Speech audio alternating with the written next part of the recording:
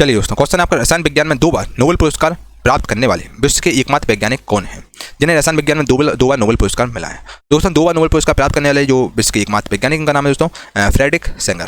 Frederick Sanger को दोस्तों 2 बार Nobel पुरस्कार मिला है केमिस्ट्री में, ठीक है। और पहली बार दोस्तों ने दिया गया था, देखिए 2 बार दिया गया, एक इन्हें 1958 में दिया गया और एक इनको दिया गया 1980 में, यानी कि 22 साल बाद दूसरा नोबेल पुरस्कार मिला है रसायन विज्ञान में, ठीक है। तो ऑप्शन नंबर आपका डी राइट आंसर हो जाएगा। ये विश्व के एकमात्र वैज्ञानिक हैं जिन्हें 2 बार नोबेल पुरस्कार मिला है एक ही सब्जेक्ट में, तो फ्रेडरिक सेंगर इसका राइट आंसर हो जाएगा। ऑप्शन नंबर डी को टिक कर लो, आपका राइट आंसर है, ठीक है। चलिए, न्यूरॉन सिद्धांत के लिए 1906 में नोबेल पुरस्कार किसने जीता था। दोस्तों न्यूरॉन जो सिद्धांत के लिए 1906 का जो नोबेल पुरस्कार है किसने जीता था, तो 1906 का दोस्तों नोबेल पुरस्कार मिला था, किसको मिला था, तो ये आपका मिला था सेंटियागो रेमन बाई काजल, ठीक है, Cajal. Santiago Ramon by Cajal को 1906 में नोबेल पुरस्कार मिला है, न्यूरॉन सिद्धांत की इन्होंने खोज की थी, ठीक है। और इसके बाद दोस्तों इन्हें हम लोग फादर बोलते हैं, किसका फादर बोलते हैं हम, फादर बोलते हैं किसका, आधुनिक तंत्रिका विज्ञान का फादर बोलते हैं हमने, ठीक है, आधुनिक तंत्रिका विज्ञान का पिता बोलते हैं हमने, ठीक है भाई, okay. Santiago Ramon by Cajal को, और 1906 में दोस्तों ने नोबेल प्राइज पुरस्कार मिला था, जो कि इन्हें फिजियोलॉजी या मेडिसिन है, ठीक है, उन्हें मेडिसिन के लिए दिया गया था। इन्हें हम लोग इसको हम न्यूरॉन सिद्धांत भी बोलते हैं, फिजियोलॉजी या मेडिसिन, इसको हम लोग दोस्तों बेसिकली इसको हम न्यूरॉन सिद्धांत भी बोलते हैं, ठीक है। तो ऑप्शन नंबर बी आपका राइट आंसर हो जाएगा। सेंटियागो रेमन बाई केजल को 1906 में आधुनिक तंत्रिकी विज्ञान के लिए नोबेल पुरस्कार दिया गया था, ठीक है। ऑप्शन नंबर बी को टिक कर लो, आपका राइट आंसर है। मेरे प्यारे दोस्तों लगातार बच्चे कमेंट बॉक्स में कमेंट कर रहे थे और व्हाट्सएप पर मैसेज कर रहे थे, सर आखिर आप कब बैच लॉन्च कर रहे हैं एसएससी के लिए। दोस्तों वो दिन आ गया, मैंने आप लोगों के दोस्तों सफलता बैच लॉन्च, क्योंकि वन ऑफ द बेस्ट है ये आपका दोस्तों बैच, बाकी में आपको सफलता दिलाने का काम करेगा। साथियों किरण की जो लेटेस्ट जीके की बुक आती है 14,000 प्लस वाली बुक आती है, उसका पूरा निचोड़ हम लोग लेकर आए हैं दोस्तों। इसमें आपके एसएससी के जितने भी एग्जाम होते हैं सब आपके कवर हो जाएंगे, JE SSC JUS CGL CPU MTS, आपके सिलेक्शन फेज के जितने भी एग्जाम होते हैं सब आपके कवर हो जाएंगे, ठीक है। सारे के इंपॉर्टेंट प्रीवियस ईयर क्वेश्चन हम आपके लिए लेकर आए जो बहुत ज्यादा इंपॉर्टेंट है। इस बुक के दोस्तों बेसिकली हमने क्या किया है, इसमें छटनी की है, कुछ क्वेश्चन 1994 में पूछे गए फिर उसका रिपीट नहीं हुए, इसमें रखे गए हैं वो हमने हटा दिए हैं। इसमें दोस्तों आपको टॉप 5 या super selected chapter wise PYQs मिलेंगे, सुपर सिलेक्टेड जो आपके एग्जाम के लिए बहुत ज्यादा इंपॉर्टेंट है, ठीक है। 5,000 से लगभग 6-7 हज़ार के आसपास आपको 6,000 के आसपास क्वेश्चन मिलेंगे जो आपके एग्जाम के लिए बहुत इंपॉर्टेंट सुपर सिलेक्टेड क्वेश्चन, कोई आपका 8 बार पूछा गया, कोई 10 बार पूछा गया, बस वही आपको मिलेंगे। और दोस्तों इसकी एक खासियत और है, आपका जो बैच है ना इंग्लिश हिंदी दोनों में रहेगा, जो इंग्लिश वाले बच्चे उनके लिए भी इंपॉर्टेंट है, हिंदी में भी रहेगा, इंग्लिश हिंदी बायलैंग्वेज आपको कंटेंट मिलेगा। और ये आपका दोस्तों batch one of the best आपके एग्जाम के लिए रहेगा, और इस बैच को दोस्तों आप ले सकते हो कि वन ऑफ द बेस्ट है और आपकी यहाँ से बड़ी तरीके से प्रैक्टिस हो जाएगी। दोस्तों आप जान रहे हैं एग्जाम के लिए बहुत कम समय बचा है और MTS का दोस्तों आपका 1 महीने में पेपर है, बच्चा बिल्कुल तैयार हो जाओ। और इसके अलावा दोस्तों आप जीके का पहले क्या था, अपन जीके स्किप भी कर देते तो काम बन जाता था, लेकिन दोस्तों अब जीके से ही आपकी मेरिट बनेगी यार। MTS में दोस्तों जीके के बिना कुछ हो नहीं पाएगा, जीके इंग्लिश के बिना, तो आपको जीके बहुत इंपॉर्टेंट रोल प्ले करती है। बाकी दोस्तों सीजीएल वगैरह भी मेंस में जीके आने लगी है, CHS में मेंस में आने लगी, बच्चा जीके को आपको इसको स्किप नहीं करना, जीके को आपको सीरियसली लेना है। आपने कहीं भी पेड कोर्स लिया हो, कहीं भी लिया कोई दिक्कत नहीं, बच्चे प्रैक्टिस बैच आप लोग जरूर लेके देखिए, ये आपको बाकी में सफलता दिलाने का काम करेगा। आपकी प्रैक्टिस बहुत तरीके से हो जाएगी, टाइमर वगैरह भी हम लोग आपके लिए लेकर आए हैं और आपको थ्योरी भी इसमें कराई जाएगी, है ना, जो आपके एग्जाम के लिए बहुत ज्यादा इंपॉर्टेंट चीज है, सब आपको दोस्तों यहाँ पर मिलेगा।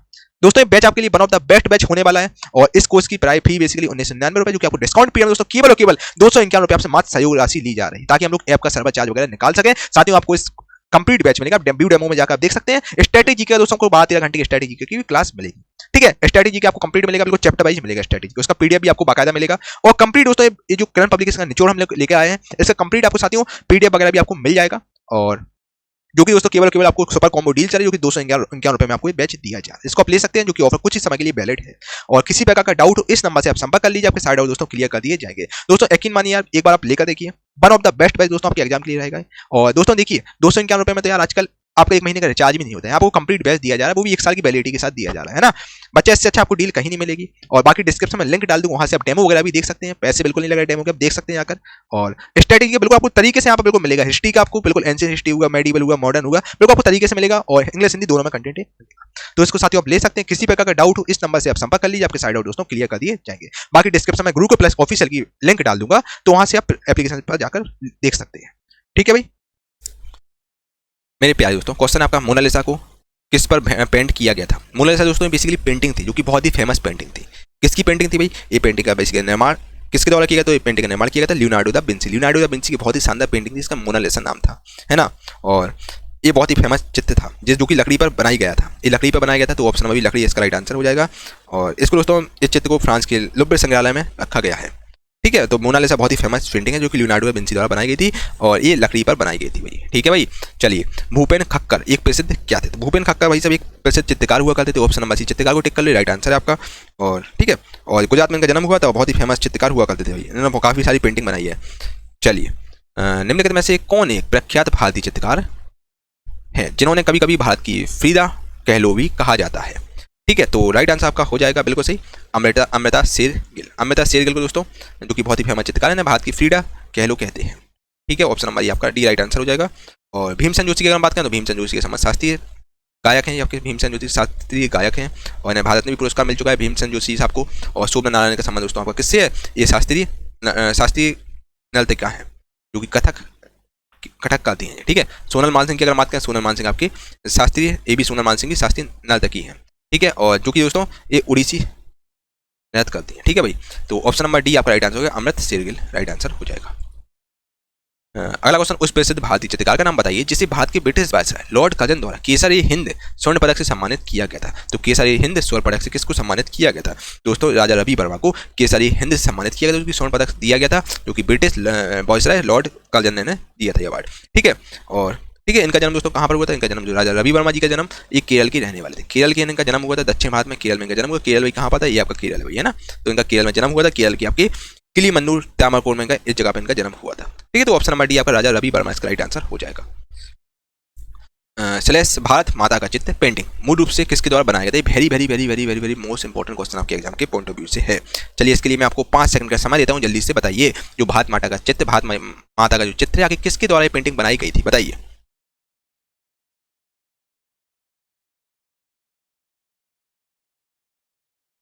साथियों बिल्कुल सही, राइट आंसर आपका मोस्टली 80% बच्चों का आंसर सही है बिल्कुल। तो दोस्तों जो आपकी भारत माता का चित्र यानी पेंटिंग है, मूल रूप से दोस्तों अमनिंद्र नाथ टैगोर द्वारा बनाई गई थी। कब? 1905 में पेंटिंग बनाई गई थी। 1905 में पेंटिंग बनाई गई थी। याद रखिए, अमनिंद्र जो कि बहुत ही फेमस पेंटर थे, अमनिंद्र नाथ टैगोर जी, इन्होंने पेंटिंग बनाई थी। ठीक है, अगला क्वेश्चन आपका साथियों, 1984 में बिहार रत्न जीतने वाले प्रसिद्ध मधुबनी कलाकार कौन है? तो 1984 में बिहार रत्न जीतने वाले प्रसिद्ध मधुबनी कलाकार आखिर कौन है? बताइए भाई, फटाफट से बताइए।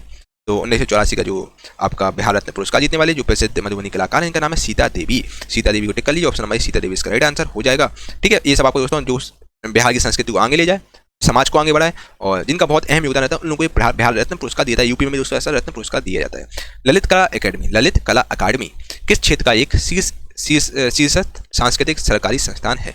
ललित कला अकेडमी दोस्तों ये कहाँ का फेमस है? ललित कला अकेडमी साथ में ये बेसिकली विजुअल आर्ट अकेडमी है। ठीक है, और ललित कला अकेडमी को दोस्तों राष्ट्रीय कला अकेडमी के रूप में भी हम लोग जानते हैं। ठीक है, इसका मुख्यालय दोस्तों अगर बात करें ललित कला अकेडमी को, यानी कि इसको हम राष्ट्रीय कला अकेडमी बोलते हैं। इसका हेडक्वार्टर कहाँ है? तो इसका हेडक्वार्टर दिल्ली में है। इसकी स्थापना कब हुई? स्थापना इसकी एस्टेब्लिशमेंट इसका हुआ 1954 में अगस्त के समय में। तो जो विजुअल आर्ट के लिए फेमस है, दस्त कला यानी कि विजुअल आर्ट के लिए फेमस है ललित कला अकेडमी। ठीक है, चलिए, पेंटिंग माई मदर किसने बनाया था? जो माई मदर जो पेंटिंग है साथी किसके द्वारा बनाया गया था? तो माई मदर जो पेंटिंग है ये बच्चा बनाया गया था किसके द्वारा? बताओ। तो माई मदर पेंटिंग भी बनाने वाले थे आपकी अमनिंद्र नाथ टैगोर, जिसने भारत माता की पेंटिंग बनाई थी। इन्हीं ने दोस्तों माई मदर भी पेंटिंग बनाई थी और जो ये पेंटिंग इन्होंने 1907 में बनाई थी, 2 साल बाद। ठीक है, 1907 में ये पेंटिंग बनाई गई थी और ऑप्शन नंबर बी आपका अमनिंद्र नाथ टैगोर राइट आंसर हो जाएगा। और 1907 में दोस्तों क्या हुआ था? 1907 में आपका कोलकाता में दोस्तों इन्होंने Indian society of oriental arts नामक संस्था की स्थापना भी की थी। ठीक है, दमयंती नामक पेंटिंग किसके द्वारा बनाई गई थी? दमयंती जो पेंटिंग आगे किसके द्वारा बनाई गई थी? एसएससी एमटीएस में भाई साहब ये क्वेश्चन पूछा गया था 13/8/2019 क्वेश्चन है ना। तो दमयंती जो नामक पेंटिंग आगे किसके द्वारा भी बनाई गई है? बताओ भाई, जल्दी से बताओ यार, आप लोग कहाँ भूल हो जाते हो है ना। बताओ जल्दी से बताओ यार, जो साथियों दमयंती जो नामक पेंटिंग है आखिर किसके द्वारा ये बनाई गई है? तो दमयंती जो नामक पेंटिंग है ये आपकी बनाई गई बच्चा राजा रवि वर्मा द्वारा बनाई गई थी। Option number A Raja Ravi Varma द्वारा बनाई गई थी। ठीक है, चलिए साथियों, मैं बहुत सब चीज़ आपको नहीं बताऊँ जिनसे आपको कोई लेना देना नहीं है। आपको देखिए जो इंपॉर्टेंट चीज़ आपके लिए बताने लायक है वो आपको सब बताए जा रहे हैं। आपने देखा होगा दोस्तों स्ट्रैटेजी के मैंने जो इंपॉर्टेंट पॉइंट है वो मैंने आपको सब बताएंगे। आगे जाके मैं आपको बहुत सारी चीज़ें बताऊंगा जो आपको बताने लायक चीज़ जो एग्जाम में बहुत सारे पूछते हैं, जिनका दोस्तों दूर से आपका लेना देना नहीं है। उनमें आपको टाइम वेस्ट मैं क्यों ही कराऊंगा है ना, अपनी दोस्तों अपने आपको साबित करने के लिए भाई मैं क्यों ही आपका टाइम वेस्ट करूंगा। जिनसे कोई लेना देना नहीं यार है ना। जो आपको कुछ चीज़ें जीके में ऐसी जो आपको सीधा सीधा रटना होगा यार। मैं भी उसमें क्या ही बताऊं कि भाई पेंटिंग ये कैसी होती है और पेंटिंग में क्या होता है, पेंटिंग वही दिखा के थोड़ी ना बताऊंगा। इसमें आपका समय ज़्यादा बर्बाद होगा। बाकी हम लोग यूट्यूब पे भी सीरीज चला रहे हैं जिसमें हम लोग आपको 40 क्वेश्चन कराते हैं। इसका आपको मुझे ज़्यादा से ज़्यादा मुझे सपोर्ट चाहिए आपका। ठीक है, 40 क्वेश्चन कराते हैं, इसमें इमेज के फॉर्मेट में आपको क्वेश्चन कराए जाते हैं ताकि आपको लॉन्ग टर्म के लिए हमेशा याद रहे। उसको भी आप देखिए, एंजॉय कीजिए, बढ़िया सीरीज रहती है वो अपनी है ना। ऐप पर भी मैं इसका पूरा कंप्लीट सीरीज डाल दूंगा फ्री ऑफ कॉस्ट, परेशान मत होइए, ऐप पर भी मैं इसका फ्री पीडीएफ डाल दूंगा। चलिए, बहुसर्जक भारतीय चित्रकार मकबूल फिदा हुसैन ने अपनी चित्रकला कलाओं में जीवंत और मुक्त आत्मा का चित्रण करने के लिए निम्नलिखित में से किस पशु का मुख्य रूप से प्रयोग किया है? तो उन्होंने सबसे ज्यादा घोड़े का प्रयोग किया है। ऑप्शन में भी घोड़ा आपका राइट आंसर हो जाएगा। अगला क्वेश्चन देखिए भाई, चित्रकारी की पट्टचित्र, चित्रकारी की पट्टचित्र शैली स्लैश राज्य के किस राज्य के सबसे पुराने और सबसे लोकप्रिय कला रूपों में से एक है? दोस्तों चित्रकारी की जो पट्टचित्र जो शैली या कि कौन से राज्य की सबसे पुराने और सबसे लोकप्रिय कला रूपों में से एक है? Very very very very very most important question बच्चा आपके एग्जाम के पॉइंट ऑफ व्यू से है। दोस्तों पेंटिंग की जो पट्टचित्र शैली उड़ीसा राज्य की सबसे पुराने और सबसे लोकप्रिय कला रूपों में से एक है। बच्चा उड़ीसा इसका राइट आंसर हो जाएगा। उड़ीसा की राजधानी क्या है? भुवनेश्वर है। भुवनेश्वर उड़ीसा की राजधानी। उड़ीसा में कौन सा समुद्र है? तो आपके यहाँ पर बे ऑफ बंगाल है, उड़ीसा में है ना, बंगाल की खाड़ी है बच्चा, ठीक है। तो उड़ीसा में आपका पुरी है, पुरी में जगन्नाथ स्वामी का मंदिर है। यहीं पर दोस्तों आपका बेसिकली जो आपका सूर्य मंदिर भी आपका जो कि कोणार्क में स्थित है, यहीं आपका यहीं पर आपका दोस्तों लिंगराज मंदिर भी स्थित है। भुवनेश्वर में लिंगराज मंदिर भी स्थित है, ठीक है। चलिए, ऑप्शन नंबर डी उड़ीसा इसका राइट आंसर हो जाएगा। तो उड़ीसा की फेमस पेंटिंग है पट्टचित्र। जरदोजी कढ़ाई, साथियों जो आपकी जरदोजी जो कढ़ाई आके किसके तहत लोकप्रिय हुई थी बताइए? तो दोस्तों ये जरदोजी कढ़ाई आके किसके तहत लोकप्रिय हुई थी? तो दोस्तों बेसिकली क्या होता था इसमें, इस कढ़ाई में जरी के काल को जरदोजी हम कढ़ाई कहते थे, और यह काल दोस्तों भारत में ऋग्वेद के समय से प्रचलित था। और फिर ठीक है, और फिर जब मुगल काल आया तो उसमें अकबर के समय में और इसको लोकप्रियता मिल गई थी।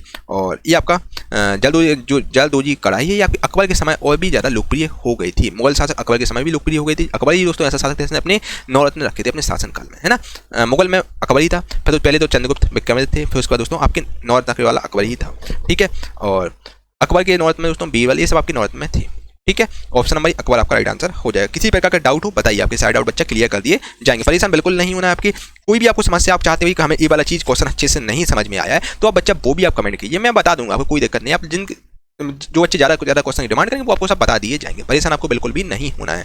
हम आपके हमेशा आपके साथ हैं बच्चा, जब तक आपका सिलेक्शन हो जाता है हम आपके साथ हैं, है ना। तो बच्चा कमेंट करके आप लोग जरूर आपको सेशन कैसा लग रहा है लाइक करें, कमेंट करें, इस वीडियो को एक व्हाट्सएप ग्रुप में जरूर शेयर करें। स्टूडेंट मैं आपके लिए ऐसी कंटेंट बनाता रहूँ। और अगर अभी तक आप लोग साथी हो ऐप पर देख रहे हैं, ऐप पर दोस्तों कंप्लीट कोर्स इसका मैंने डाल दिया है। ऐप पर कंप्लीट सिस्टमेटिकली रूप में यहाँ पर आपको दोस्तों मिक्स क्वेश्चन मिल रहे होंगे, लेकिन ऐप पर साथियों आपको बहुत ही सिस्टमेटिकली रूप में बहुत ही शानदार तरीके से कंटेंट मिलेगा, क्योंकि मिनिमम कॉस्ट आपसे लिया जाए ताकि हम लोग केवल और केवल सर्वर का चार्ज उठा सके। तो उसको भी आप ऐप पर कोर्स ले सकते हैं, ठीक है भाई। मेरे प्यारे दोस्तों, अब हम लोग आपसे विश्व या भारत में प्रथम से संबंधित क्वेश्चन चर्चा करेंगे। यहाँ से आपके 1 से 2 क्वेश्चन एग्जाम में आते हैं, बहुत इंपॉर्टेंट टॉपिक है साथियों, है ना। तो मतलब फर्स्ट भारत में कौन किसने क्या किया सब कुछ हम आपसे चर्चा करेंगे। पूरे विश्व से संबंधित चर्चा करेंगे, भाई विश्व में प्रथम कौन कौन रहा है। जो इंपॉर्टेंट क्वेश्चन जो सीजीएल सीएचएसएल एमटीए में क्वेश्चन पूछेगा वही आपसे चर्चा किए जाएंगे, ठीक है। निम्नलिखित में से कौन पाकिस्तान के पहले राष्ट्रपति थे? दोस्तों भारत के जो पाकिस्तान के पहले राष्ट्रपति थे इनका नाम था दोस्तों आपका बिल्कुल सही सिकंदर मिर्जा था। Option number D Sikandar Mirza, जो कि पाकिस्तान के पहले राष्ट्रपति थे। इनका कार्यकाल 2 साल का रहा, 1956 से लेकर 58 तक रहे, ठीक है। चलिए अगला क्वेश्चन है आपका, अर्थशास्त्र में नोबेल पुरस्कार पाने वाले प्रथम भारतीय व्यक्ति का नाम क्या है? दोस्तों अर्थशास्त्र में नोबेल पुरस्कार प्राप्त करने वाले प्रथम भारतीय का नाम है अमर्त्य सेन। अमर्त्य सेन को दोस्तों पहले भारतीय जिन्हें नोबेल प्राइज पुरस्कार मिला है 1998 में दोस्तों इन्हें नोबेल प्राइज पुरस्कार मिला था। अमर्त्य सेन को 1999 में इन्हें भारत में पुरस्कार से सम्मानित किया गया, ठीक है। इन्हें इकोनॉमिक्स के फील्ड में दिया गया अवार्ड।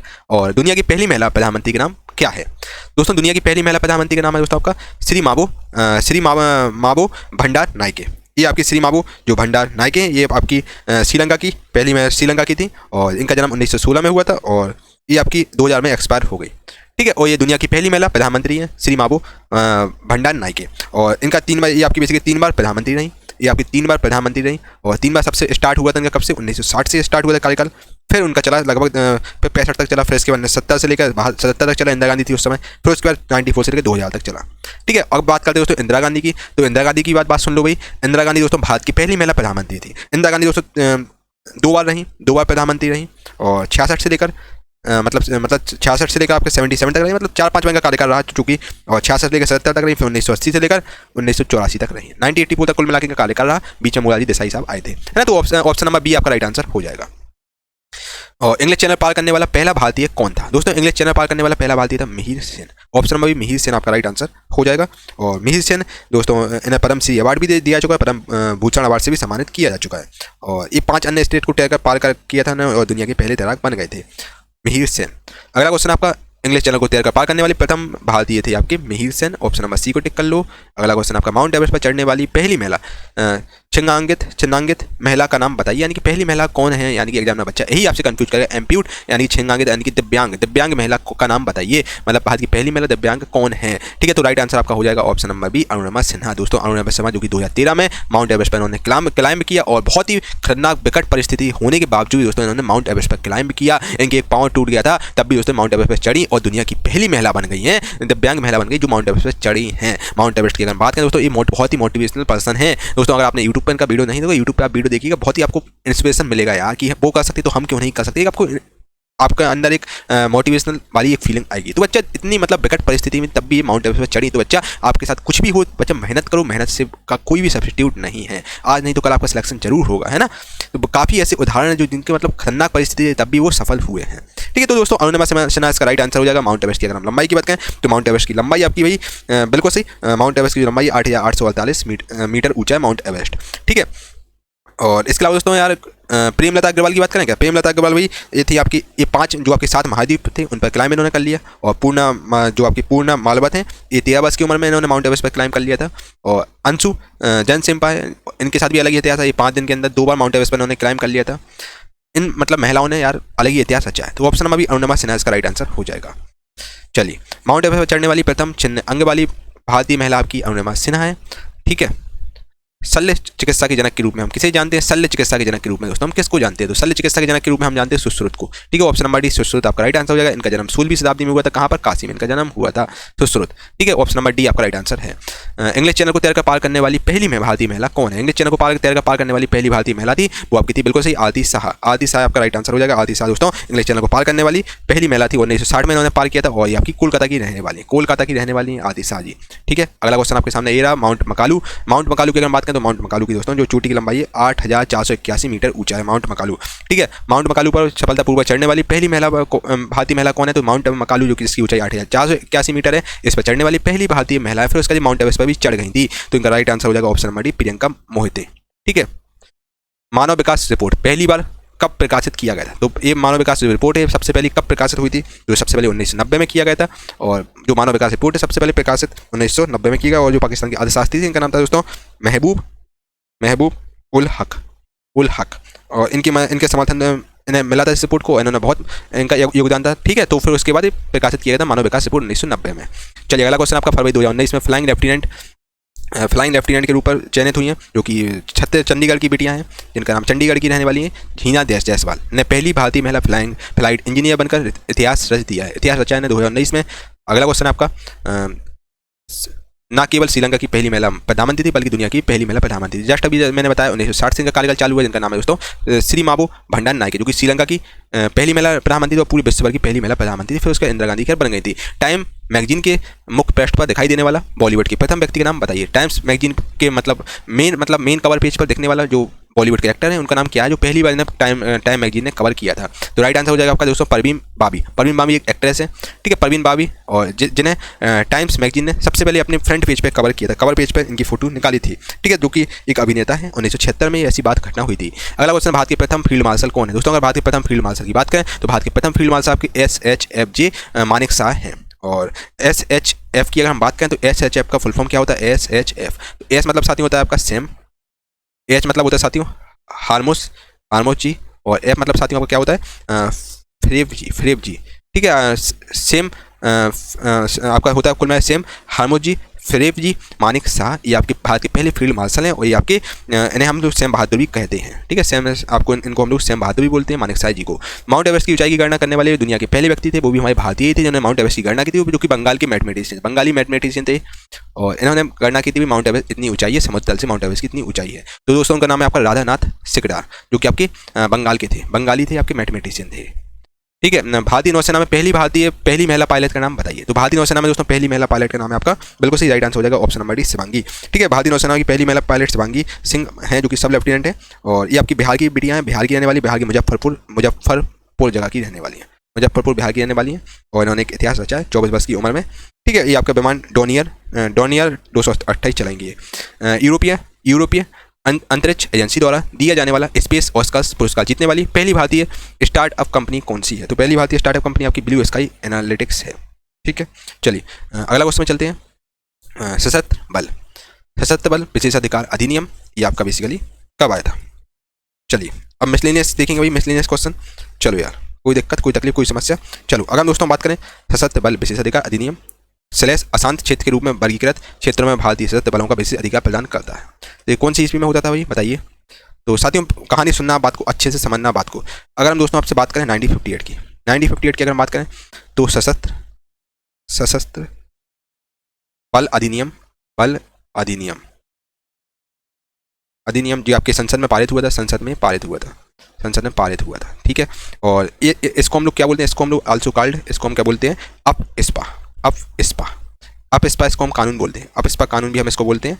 और ये आपका कहाँ कहाँ एप्लीकेबल होता है? ये आपका अरुणाचल प्रदेश में एप्लीकेबल होता है। अरुणाचल प्रदेश में एपी लिख देते हैं। असम में, जो भी आपके पूर्वांचल वाले इलाके हैं, पूर्वोत्तर वाले राज्य, वहाँ सब अप्लाई होता है। ठीक है, जो समय सिस्टम में आते हैं। मणिपुर में आपके अप्लाई होता है, ये आपका साथियों मेघालय में होता है, और ये आपका मिजोरम में भी अप्लाई होता है। जो भी अशांत राज्य हैं जहाँ पर नक्सली इलाके हैं, और वहाँ पर ये अलाउ होता है कि यहाँ इनका बेसिकली मोटो क्या था, और सशस्त्र बल लाने का मेन मोटो था कि दोस्तों अशांत इलाकों में सैन्य बलों को विशेष अधिकार प्रदान करना, ताकि वहाँ पर स्थिति बनी रहे। ठीक है, तो इन अशांत क्षेत्र के रूप में तो सशस्त्र बल विशेष अधिकार अधिनियम आपका आया था कब? 1958 में। और अशांत क्षेत्र के रूप में वर्गीकृत क्षेत्रों में भारतीय सशस्त्र बलों को विशेष अधिकार प्रदान करना इसका मेन मोटो था। मोटिव तो ऑप्शन नंबर डी आपका राइट आंसर हो जाएगा। निम्नलिखित में से कौन मशहूर चिकित्सक फिजिशियंस थे? ठीक है, इनमें से आके कौन मतलब महान चिकित्सक थे, फेमस चिकित्सक और फिजिशियन थे? बताइए, जल्दी से बताइए। चलिए इसमें इसको कर देता हूँ, जूम आउट कर देता हूँ ताकि आपको समझ में आए। चलिए सुनिए बात को, राइट आंसर दोस्तों आपका हो जाएगा ऑप्शन नंबर बी, बिधान चंद राय। ठीक है, बिधान चंद राय जो कि मशहूर चिकित्सक फिजिशियन थे। और अगर बिधान चंद राय की बात करें दोस्तों, एक विशिष्ट आपके चिकित्सक हुआ करते थे, विशिष्ट चिकित्सक हुआ करते थे। और साथ ही साथ दोस्तों ये आपके समाज सेवी भी थे और स्वतंत्रता सेनानी भी थे। समाज सेवी थे और स्वतंत्रता सेनानी भी थे, स्वतंत्रता सेनानी भी हुआ करते थे आपके। ठीक है, और इसके अलावा इनका अगर हम जन्म की बात करें तो इनका जन्म आपका 1 जुलाई 1882 को इनका जन्म हुआ है। बिहारी थे आपके, और जन्म हुआ इनका बांकीपुर बिहार में हुआ था। बांकीपुर बिहार में इनका जन्म हुआ था। और 1 जुलाई इन्हीं के जन्मदिन को उपलक्ष्य में तो हर साल 1 जुलाई को नेशनल डॉक्टर डे मनाया जाता है। नेशनल डॉक्टर डे इनके जन्मदिन के उपलक्ष्य में हर साल नेशनल डॉक्टर डे मनाया जाता है। और इन्हें 1961 में भारत ने पुरस्कार से सम्मानित किया गया। नोट डाउन कर लीजिएगा, फिर आप इसका स्क्रीनशॉट भी मार सकते हैं। चिकित्सा फील्ड में भारत ने पुरस्कार दिया गया 1961 में। ये आपके मशहूर चिकित्सक फिजिशियन थे आपके बिधान चंद्र Rai ji. Option number B आपका राइट आंसर हो जाएगा। बिहार के थे, पटना के थे। भारत का सबसे लंबा नदी पुल कौन सा है? तो भारत का सबसे लंबा जो नदी पुल है वो आपका है महात्मा सेतु। महात्मा सेतु दोस्तों भारत का सबसे लंबा नदी पुल है दोस्तों। अगर बात करें महात्मा गांधी सेतु की, ये कहाँ पर स्थित है? सिचुएटेड बच्चा कहाँ पर है? तो सिचुएटेड आपका ये पटना में स्थित है। पटना में गंगा नदी पर स्थित है। और दोस्तों ये आपकी इसके कनेक्ट किसको करता है? कनेक्ट आपका करता है यहाँ से आप दोस्तों पटना से हाजीपुर चले जाते हैं नाव के माध्यम से, है ना।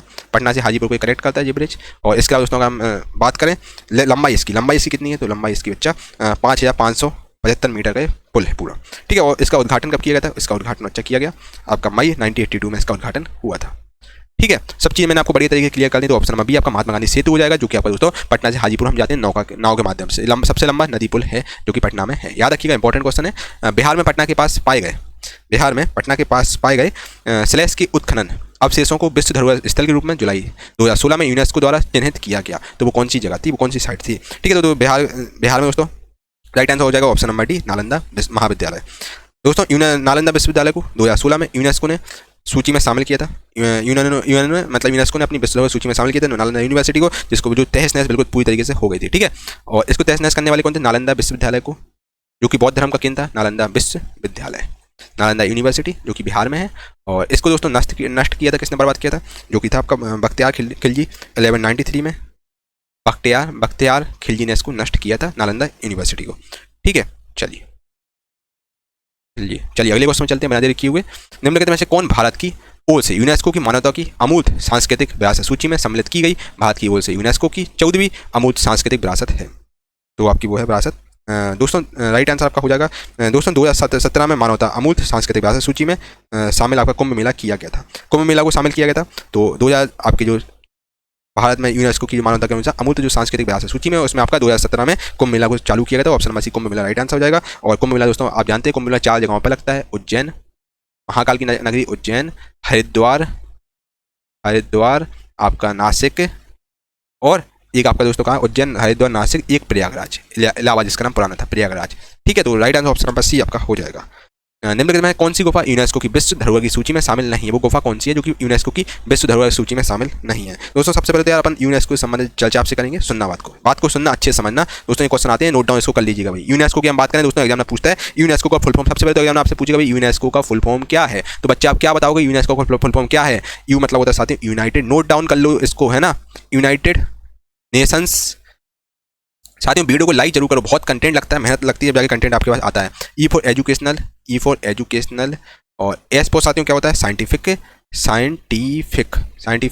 और सी फॉर क्या होता है भाई, साइंटिफिक एंड कल्चरल, और ओ फॉर ऑर्गेनाइजेशन, संस्थान, ऑर्गेनाइजेशन। ठीक है, तो इसका फुल फॉर्म अच्छा क्या होता है, United Nations education scientific and culture organization इसका फुल फॉर्म होता है। अगर इसकी हेडक्वार्टर की बात करें तो बच्चा, इसका हेडक्वार्टर कहाँ पर है, पेरिस में इसका हेडक्वार्टर है। याद रखिए फ्रांस के पेरिस में, फ्रांस की पेरिस सिटी में इसका हेडक्वार्टर है। ये फाउंड कब किया गया था भाई, फाउंडेड, इसकी स्थापना यानी कब हुई थी, तो इसकी स्थापना बच्चा 16 नवंबर आपकी 1945 को इसकी स्थापना हुई थी। 1945 में इसकी स्थापना हुई, भारत आजाद से 2 साल पहले। याद रखिए भारत आजाद से 2 साल पहले यूनेस्को की स्थापना हुई थी। और टोटल जो स्थल है 40 स्थल इसमें शामिल है यूनेस्को में। ठीक है, अभी तक भारत के टोटल 40 साइट शामिल हैं। तो ऑप्शन के अनुसार बताइए भाई आखिर इनमें से कौन सा यूनेस्को में शामिल नहीं है? तो दोस्तों आप जानते ही हैं बच्चा, जो एलिफेंट केव्स है इसको 1987 में शामिल किया गया था यूनेस्को की विरासत सूची में। अजंता की गुफा को 1983 में शामिल किया गया, 1983 में। और जो आपकी कार्ले की गुफा है, एलोरा की गुफा को साथियों किया गया 1983 में शामिल। जबकि साथियों आपका जो कार्ले की गुफा है इसको अभी तक शामिल नहीं किया गया, तो आपका right answer option number C हो जाए, कार्ले की गुफा को शामिल नहीं किया गया। सी को टिक कर लो, आपका राइट आंसर है। निम्नलिखित में कौन सा विकल्प आपका सही है? बताओ आखिर में से कौन सा विकल्प है जो कि सही है, बताओ फटाफट से बताओ आखिर में से कौन सा विकल्प है जो कि सही है। चलिए बताइए फटाफट से, जल्दी से अपना कमेंट बॉक्स में बताइए। चलिए बताइए आखिर में से कौन सा विकल्प है जो कि सही है। दोस्तों राइट आंसर हो जाएगा ऑप्शन नंबर सी, आपका गुल फरोसन फूलों का त्यौहार, जो कि आपका अगस्त में मनाया जाता है। कहाँ पर मनाया जाता है? दिल्ली में आपका ये त्यौहार मनाया जाता है। ये वाला कथन आपका बिल्कुल सही है। और इसको हम लोग दोस्तों शहरी गुल या फिर फूल वालों की सैर भी कहते हैं इस त्यौहार को, जो अगस्त के महीने में मनाया जाता है और दिल्ली में मनाया जाता है। आपका गुल फरोसन फूलों का त्यौहार, ये वाला ऑप्शन सही है आपका।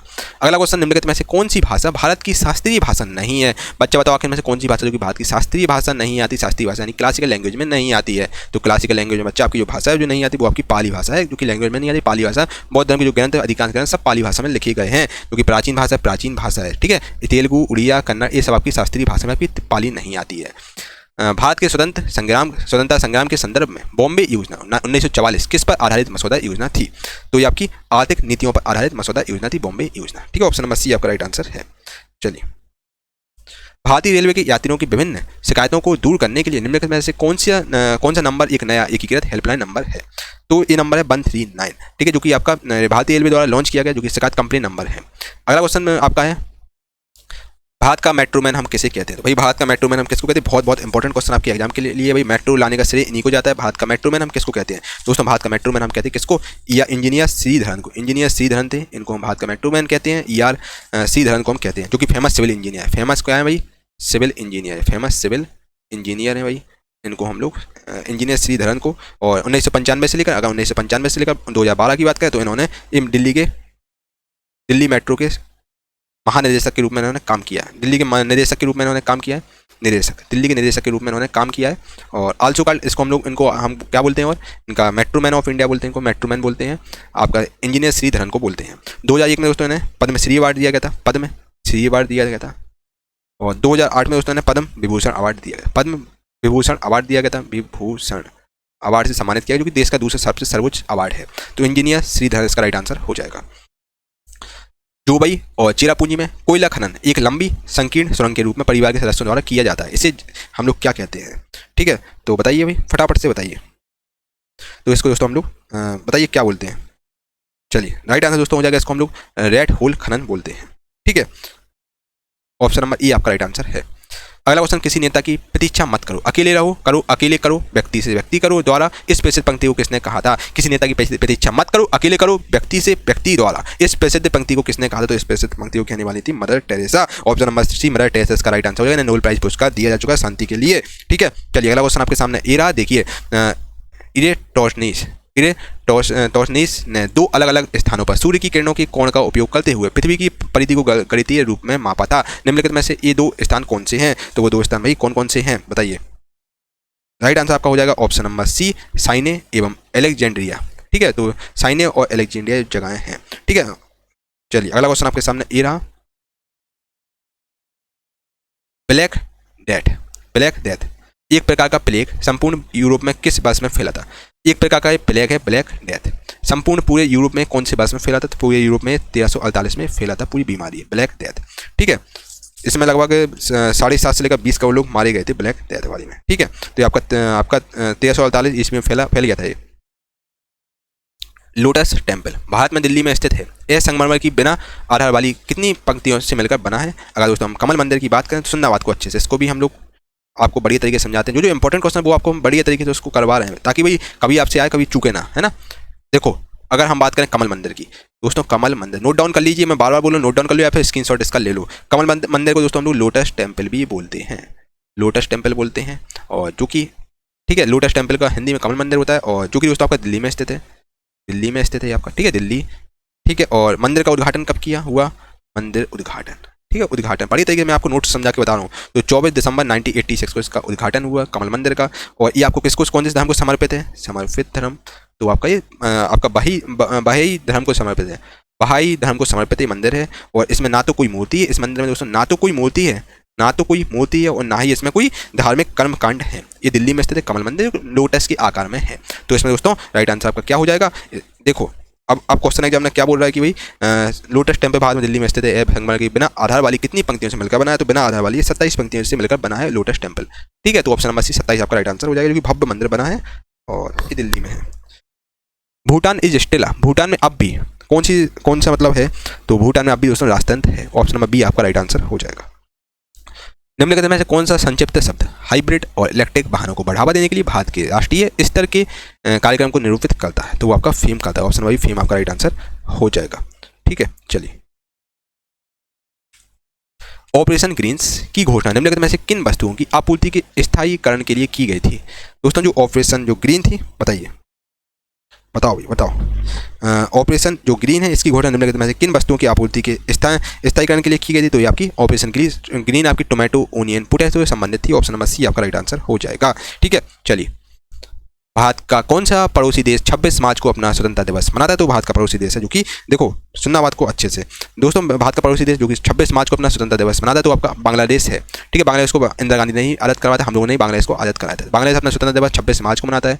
और वही पाकिस्तान का मनाता है अपना 14 अगस्त को पाकिस्तान आज़ाद हुआ था। और नेपाल और श्रीलंका आपका दोस्तों 4 फरवरी को अपना स्वतंत्रता दिवस मनाता है। नेपाल, ठीक है, तो नेपाल आज़ाद हुआ ही नहीं है, तो राइट आंसर क्या हो जाएगा? Option number A Bangladesh. ठीक है भाई, ऑप्शन नंबर बांग्लादेश 26 मार्च को अपना स्वतंत्रता दिवस मनाता है। ठीक है, रविन्द्रनाथ टैगोर ने अपना विश्व परिचय इस विज्ञान विषयक निबंध संग्रह को किसे समर्पित किया है? तो ये उन्होंने समर्पित किया, रविन्द्रनाथ टैगोर जी ने ये किया है, प्रोफेसर सत्येंद्र एन बोस को समर्पित किया है। विश्व परिचय रविन्द्रनाथ टैगोर द्वारा लिखित जो भूलोक एवं वायुलोक विज्ञान से संबंधित एक रोचक पुस्तक है, जिसे इन्होंने समर्पित किया है सत्येंद्र नाथ बोस को। ठीक है, विश्व परिचय इन्होंने प्रोफेसर सत्येंद्र नाथ बोस को समर्पित किया है। ठीक है, the taste of India, the taste of India slogan कौन से ब्रांड का? The taste of India is the brand slogan of, मतलब कुल मिला के द टेस्ट ऑफ इंडिया किस ब्रांड का स्लोगन है? हर बच्चा जानता है दोस्तों किस ब्रांड का स्लोगन है द टेस्ट ऑफ इंडिया। दोस्तों द टेस्ट ऑफ इंडिया जो स्लोगन है ये आपका अमूल है, अमूल जो आप दोस्तों ब्रेड अमूल का जो आप मक्खन खाते हैं, बटर खाते हैं, अमूल के कितने प्रोडक्ट आते हैं, आइसक्रीम वगैरह सब आती है। दोस्तों the taste of India Amul, the taste of India ये अमूल का स्लोगन है। ठीक है, बहुत ही शानदार स्लोगन जो कि आप देखते होंगे। अमूल बहुत ज़्यादा दोस्तों सक्रिय रहता है हर जगह पर, एडवर्टाइजमेंट में दोस्तों अमूल बहुत ज़्यादा सक्रिय रहता है। अगर अमूल की बात करें, अमूल बेसिकली एक दुग्ध सहकारी आंदोलन है। ठीक है, और इसकी दोस्तों स्थापना अमूल की गई थी, ये कोई प्राइवेट फर्म नहीं है अमूल। और इसकी स्थापना 14 दिसंबर 1946 को अमूल की स्थापना की गई। और डॉक्टर बर्गेस कुरियन जो कि अमूल के संस्थापक हैं। और जब आपका दोस्तों व्हाइट रेवोल्यूशन आया था उसी समय दोस्तों अमूल बाहर निकला था। अमूल के फाउंडर हैं आपके, अमूल के फाउंडर डॉक्टर बर्गेस कुरियन है, और इन्हें फादर ऑफ व्हाइट रेवोल्यूशन भी बोलते हैं, फादर बोलते हैं व्हाइट रेवोल्यूशन, श्वेत क्रांति का पिता भी इन्हें बोला जाता है। और तभी आपका अमूल बाहर आया था और अमूल पूरे विश्व भर में फैल गया है, पूरे भारत में अमूल फैला हुआ है, विश्व में भी कुछ कंट्रीज में अमूल फैल चुका है। ठीक है, अगला क्वेश्चन आपका, इनमें से कौन सा तारामंडल सांची के स्तूप की वास्तुकला से प्रेरित है? बताओ बताओ, फटाफट से बताओ, बताओ जल्दी से बताओ यार, जल्दी से, मैं आपके कमेंट का वेट कर रहा हूँ दोस्तों, बताओ। चलिए, इनमें से कौन सा तारामंडल सांची के स्तूप की वास्तुकला से प्रेरित है? बताओ। चलिए भाई जल्दी से बताइए, आपके हिसाब से कौन सा ऑप्शन सही होना चाहिए? ठीक है, तो इनमें से तारामंडल सांची के स्तूप की वास्तुकला किससे प्रेरित है? Which planetarium in India is inspired by the architecture of the Sanchi Stupa? तो राइट आंसर आपका दोस्तों हो जाएगा बिरला तारामंडल, जो कि कलकत्ता में स्थित है और जो कि दोस्तों एक एकल मंजिला परिपथ संरचना वाला बना है। और ये आपका बिरला जो तारामंडल है, यहाँ पर दोस्तों आप जाएंगे आपको अंदर बहुत अच्छा फील होगा, मतलब अंधेरा टाइप रहता है, पूरा आपको यहाँ ऐसा लगा कि हम इस पूरा तारे वगैरह सब आपको बड़ी तरीके से यहाँ पर एनिमेशन के माध्यम से आपको चीज़ें दिखेंगी। लाइटिंग बहुत तगड़ी लेवल की है और इसकी जो वास्तुकला है दोस्तों सांची के बौद्ध स्तूप से प्रेरित होकर बनी हुई है और वैसी टाइप में आकार में बना हुआ है। ये आपका दोस्तों दुनिया का दूसरा सबसे बड़ा तारामंडल है। एशिया का सबसे बड़ा दोस्तों तारामंडल जो कि बिरला प्लेनेटेरियम है और दुनिया का दूसरे नंबर का सबसे बड़ा तारामंडल है, ठीक है, जो कि कलकत्ता में स्थित है। चलिए ऑप्शन नंबर डी आपका राइट आंसर है, सांची के स्तूप के आकार में बना हुआ है। 1927 में एरो ऑफ टाइम, 1927 में दोस्तों एरो ऑफ टाइम की अवधारणा किसके द्वारा विकसित की गई थी? तो ये 1927 में जो एरो ऑफ टाइम की अवधारणा ये आपकी स्थापित की गई थी किसके द्वारा? आर्थर स्टैनली एडिंगटन द्वारा ही स्थापित की गई थी, ठीक है। ऑप्शन नंबर सी आपका राइट आंसर है। कोलकाता में Indian association for the cultivation of science की स्थापना किसने की थी? तो इसकी स्थापना आपकी की थी महेंद्र लाल सरकार ने की थी, जो कि 1976 में इसकी स्थापना की गई थी। चलिए अगला क्वेश्चन आपके सामने ये रहा, किस देश ने आर्कटिक में विश्व का पहला तैरता हुआ नाभिकीय परमाणु भट्टी रिएक्टर का शुभारंभ किया? तो वो देश आपका रसिया। ऑप्शन नंबर रसिया राइट आंसर हो जाएगा। और रसिया ने दोस्तों 19 मई 2018 को पहला तैरता हुआ परमाणु ऊर्जा संयंत्र लॉन्च किया है, ठीक है। इसका नाम दोस्तों एकेडमिक लोमोनोसोव, ठीक है, ठीक है। चलिए पुरालेख शास्त्र किसका अध्ययन है? पुरालेख शास्त्र बेसिकली ये आपका शिलालेख का अध्ययन है। ऑप्शन नंबर शिलालेख आपका राइट आंसर हो जाएगा। चलिए अगला क्वेश्चन आपके सामने। अब हम दोस्तों देखिए जो आपके एग्जाम के लिए इंपॉर्टेंट चीज पॉइंट है वो हम आपको बता रहे हैं, कोई भी हम फालतू का पॉइंट आपको नहीं बताया, क्योंकि मिसलेनियस वाला टॉपिक मिसलेनियस एग्जाम में कभी कभार क्वेश्चन पूछता है। भिन्न भिन्न क्वेश्चन आता है, 1 से 2 क्वेश्चन एग्जाम में आते हैं, जो बहुत इंपॉर्टेंट उन्हीं की मैं आपको थ्योरी बताऊंगा, बाकी मैं आगे बढ़ता जाऊंगा। भिन्न भिन्न प्राथमिकताओं के चलने के कारण ट्रैफिक को संभालने के लिए कौन सी शेड्यूलिंग सर्विस का प्रारंभ किया जाता है? तो वो शेड्यूलिंग सर्विस उसका नाम है साथियों, राइट आंसर हो जाएगा QoS ट्रैफिक मैनेजमेंट, ठीक है। यानी कि दोस्तों इसका फुल फॉर्म क्या होता है? क्यू यानी कि क्वालिटी और O of S for service, ठीक है। इसका फुल फॉर्म होता है क्वालिटी ऑफ सर्विस, यानी QoS यानी ट्रैफिक शेड्यूलिंग सर्विस का प्रयोग किया जाता है। और भिन्न प्राथमिकता के चलने के कारण दोस्तों ट्रैफिक संभालने के लिए हम लोग QoS ट्रैफिक मैनेजमेंट प्रणाली का प्रयोग करते हैं। ऑप्शन नंबर बी आपका राइट आंसर हो जाएगा। अगला क्वेश्चन भारतीय कला का वह कौन सा स्कूल है जो ग्रीको रोमन यानी कि बौद्ध आर्ट के नाम से भी जाना जाता है? तो वो स्कूल आपका दोस्तों राइट आंसर हो जाएगा। ऑप्शन नंबर सी गांधार, ठीक है। गांधार कला एक प्रसिद्ध भारतीय कला है। इस कला का उल्लेख वैदिक तथा बाद के सांस्कृतिक साहित्य में हमें देखने को मिलता है गांधार कला का, ठीक है। अगला क्वेश्चन आपका कारगिल की लड़ाई में पाकिस्तान के विरुद्ध भारतीय सेना के आक्रमण को किस नाम से हम जानते हैं? दोस्तों अगर हम बात करें कारगिल की लड़ाई की तो 26 जुलाई कारगिल का जो युद्ध हुआ था, 26 जुलाई ये 1995 को हुआ था, जो कि कारगिल युद्ध, इसको हम कारगिल युद्ध के नाम से जानते हैं, कारगिल युद्ध, ठीक है। कारगिल जो कि आपका लद्दाख में जो कारगिल है वहाँ पर ये युद्ध हुआ था, कारगिल युद्ध हुआ था, जो कि इंडिया वर्सेस पाकिस्तान के बीच हुआ था, इंडिया वर्सेस पाकिस्तान, जिसमें पाकिस्तान को इंडिया ने भारत की सेना दम से धोया था, पूरी तरीके से धोया था पाकिस्तान को, है ना। पाकिस्तान पूरी तरीके से हारा था, इंडिया जीत गया था। इंडिया हमेशा से जीतता ही आया है और इसी दिन के दोस्तों हम लोग विजय दिवस के रूप में मनाते हैं। 26 जुलाई को विजय दिवस के रूप में मनाते हैं, ठीक है। विजय दिवस के रूप में 26 जुलाई को मनाया जाता है। जीत हमारी भारत को जीत मिल गई थी। और अगर हम दोस्तों पाकिस्तान की बात करें तो पाकिस्तान के अभी तक भारत और पाकिस्तान के 4 युद्ध हुए हैं, टोटल 4 युद्ध हुए हैं। और जो कि पहला 1947 में युद्ध हुआ था, फिर आपका 1965 में युद्ध हुआ, फिर आपका 1971 में युद्ध हुआ और 1999 में भारत और पाकिस्तान के खिलाफ युद्ध हुए हैं, जिसे पाकिस्तान हमेशा हार गया है, ठीक है। और दोस्तों अगर हम बात करें तो इसी के उपलक्ष्य में हर साल ऑपरेशन विजय मनाया जाता है, ठीक है। तो जीत के उपलक्ष्य में ऑपरेशन विजय मनाया जाता है। तो राइट आंसर आपका क्या हो जाएगा भाई? राइट आंसर क्या किसको टिक करोगे? तो ऑप्शन नंबर सी को टिक कर लो, ऑपरेशन विजय, ठीक है। ऑपरेशन विजय इसको हम बोलते हैं, ठीक है। तो आपका 26 जुलाई को हमने पाकिस्तान को पूरी तरीके से धोया था, इंडिया ने भी पूरी तरीके से धोया था भाई, है ना। और इसके अलावा दोस्तों 27 जुलाई की हम बात करें, 27 जुलाई से भी इतिहास है। हमारे मिसाइल मैन कहे जाने वाले APJ अब्दुल कलाम, जिन्हें मिसाइल मैन ऑफ इंडिया कहते हैं, जो भारत के राष्ट्रपति रहे अब्दुल कलाम, और जो भारत इतने सम्मानित है। और ये यार अलग ही बात है, बहुत ही मोटिवेशनल पर्सनालिटी के धनी थे। और रमेश में इनका जन्म हुआ था, ये हमारे बीच नहीं रहे थे, 27 जुलाई का इनका देहांत हो गया था, ठीक। तो ऑप्शन नंबर सी आपका राइट आंसर हो जाएगा। चलिए अगले क्वेश्चन चलते हैं। बांग्लादेश का राष्ट्रीय गान आमार सोनार बांग्ला किसने लिखा था? तो भारत का जो राष्ट्रीय गीत है जो है आपका आमार सोनार, इसको लिखने वाले हमारे भारतीय थे। इनका नाम दोस्तों क्या था? बिल्कुल सही right answer option number Rabindranath Tagore ने लिखा, जिन्हें नोबेल प्राइज पुरस्कार से सम्मानित किया गया 1913 में, ठीक है। इन्होंने दोस्तों आमार सोनार बांग्ला नामक गीत लिखा है, जो कि 1971 में बांग्लादेश का राष्ट्रीय गान बन गया था, ठीक है। चलिए कोई दिक्कत, कोई तकलीफ, कोई समस्या, किसी प्रकार का डाउट हो बताइए भाई, आपके सारे डाउट क्लियर कर दिए जाएंगे। बांग्लादेश का राष्ट्रगान आमार सोनार बांग्ला ये आपका रविन्द्रनाथ टैगोर द्वारा रचित है। ऑप्शन नंबर सी आपका राइट आंसर है। चलिए अगला क्वेश्चन है आपका, बचपन बचाओ आंदोलन के संस्थापक कौन है दोस्तों? बचपन बचाओ आंदोलन के संस्थापक आपके बिल्कुल सही right answer option number D हो जाएगा, कैलाश सत्यार्थी बचपन बचाओ आंदोलन के संस्थापक, और इन्हें 2014 में इन्हें नोबेल प्राइज पुरस्कार से सम्मानित किया गया। उसी समय दोस्तों एक और थी, विश्व में केवल 2 लोगों को किया गया था। कैलाश सत्यार्थी इंडिया से प्रेजेंट कर रहे थे और पाकिस्तान से मलाला यूसुफ थी जई, इन्हें भी नोबेल प्राइज पुरस्कार दिया गया था। तो कैलाश सत्यार्थी दोस्तों नोबेल प्राइज पुरस्कार 2014 में दिया गया। एक एनजीओ जो बचपन बचाओ आंदोलन एक एनजीओ है, उसके संस्थापक हैं आपके कैलाश सत्यार्थी जी। ठीक है, चलिए अगला क्वेश्चन है आपका, जापानी लोक परंपरा और अनुष्ठान जिसका कोई संस्थापक या कोई एक पवित्र धर्म ग्रंथ नहीं है, किस नाम से प्रचलित है? तो ये आपका बिल्कुल सही राइट आंसर आपका हो जाएगा ऑप्शन नंबर सी, सिंधुवाद। ठीक है, ऑप्शन नंबर सी सिंधुवाद यानी कि सिंधु धर्म जापान देश का एक प्रमुख धर्म है। इसमें कोई भी देवी देवता नहीं होते, जिनको कामी भी हम कहते हैं, और इनमें कई देवी देवता होते हैं जिनको हम लोग कामी भी कहते हैं। सिंधु धर्म दोस्तों जापान का राजधर्म है, इसका कोई पवित्र ग्रंथ नहीं है, और इस धर्म में जापान के राजा को प्रधान गुरु भी मानते हैं। तो सिंधुवाद राइट आंसर आपका हो जाएगा, ऑप्शन नंबर सी को टिक कर लो। अगला क्वेश्चन दोस्तों आपका, नक्सलवाद के जन्म के बारे में क्या सही है? नक्सलवाद के जन्म के बारे में आपकी कौन सी बात सही है? ठीक है, बताइए। तो राइट पहला वाला देखो भाई, किसान विद्रोह जो पश्चिम बंगाल के नक्सल बाड़ी गांव से शुरू हुआ था, ये बात तो बिल्कुल सही है। बी वाला देखो, इसका नेतृत्व चारू मजुमदार, कानू सन्यान और जुंगल संभालने किया था, ये बात भी नक्सलवाद सम्मानित है, इन लोगों ने नेतृत्व किया था। ए मार्क्सवाद या माओवादी से प्रेरित है, ये बात भी बिल्कुल सही है, माओवादी से प्रेरित है और नक्सलवाद। और right answer option number D हो जाएगा, सही विकल्प आपके सही, ऑप्शन नंबर डी को टिक कर लो, आपका राइट आंसर है। निम्नलिखित में से किस दृष्टिकोण से राज्य को प्राथमिक तौर पर सामाजिक व्यवस्था माना जाता है? तो राइट आंसर आपका हो जाएगा बिल्कुल सही, option number A, sociological approach, सामाजिक दृष्टिकोण से राज्य को प्राथमिक तौर पर सामाजिक व्यवस्था माना जाता है। चलिए अगला क्वेश्चन है साथियों आपका, इनमें से किस देश को छोड़कर बाकी सभी देशों के लोगों को बस 1986 के चेरनोबिल न्यूक्लियर आपदा के पश्चात पुनर्वास करना पड़ा था? तो राइट आंसर हो जाएगा ऑप्शन नंबर ए, कजाकिस्तान के लोगों को करना पड़ा था। ठीक है, चलिए अगला क्वेश्चन आपका, यूएसए के $50 के नोट पर किसका चित्र होता है? ये आपका वेरी इंपॉर्टेंट क्वेश्चन है। देखो 50 यूएसए का जो $50 का नोट होता है उसमें आगे किसका चिन्ह होता है? तो $50 के नोट में ये किसका चिन्ह होता है? वो आपका होता है यूलियस एस ग्रांट का बेसिकली इसमें फोटो होता है, चित्र होता है, जो कि यूएसए के राष्ट्रपति रह चुके हैं। ऑप्शन नंबर डी आपका राइट आंसर हो जाएगा। और ये इनका कार्यकाल लगभग 12 साल रहा था, 69 से लेकर 77 तक रहे थे, यूएस के राष्ट्रपति के रूप में इन्होंने सेवाएं दी थी।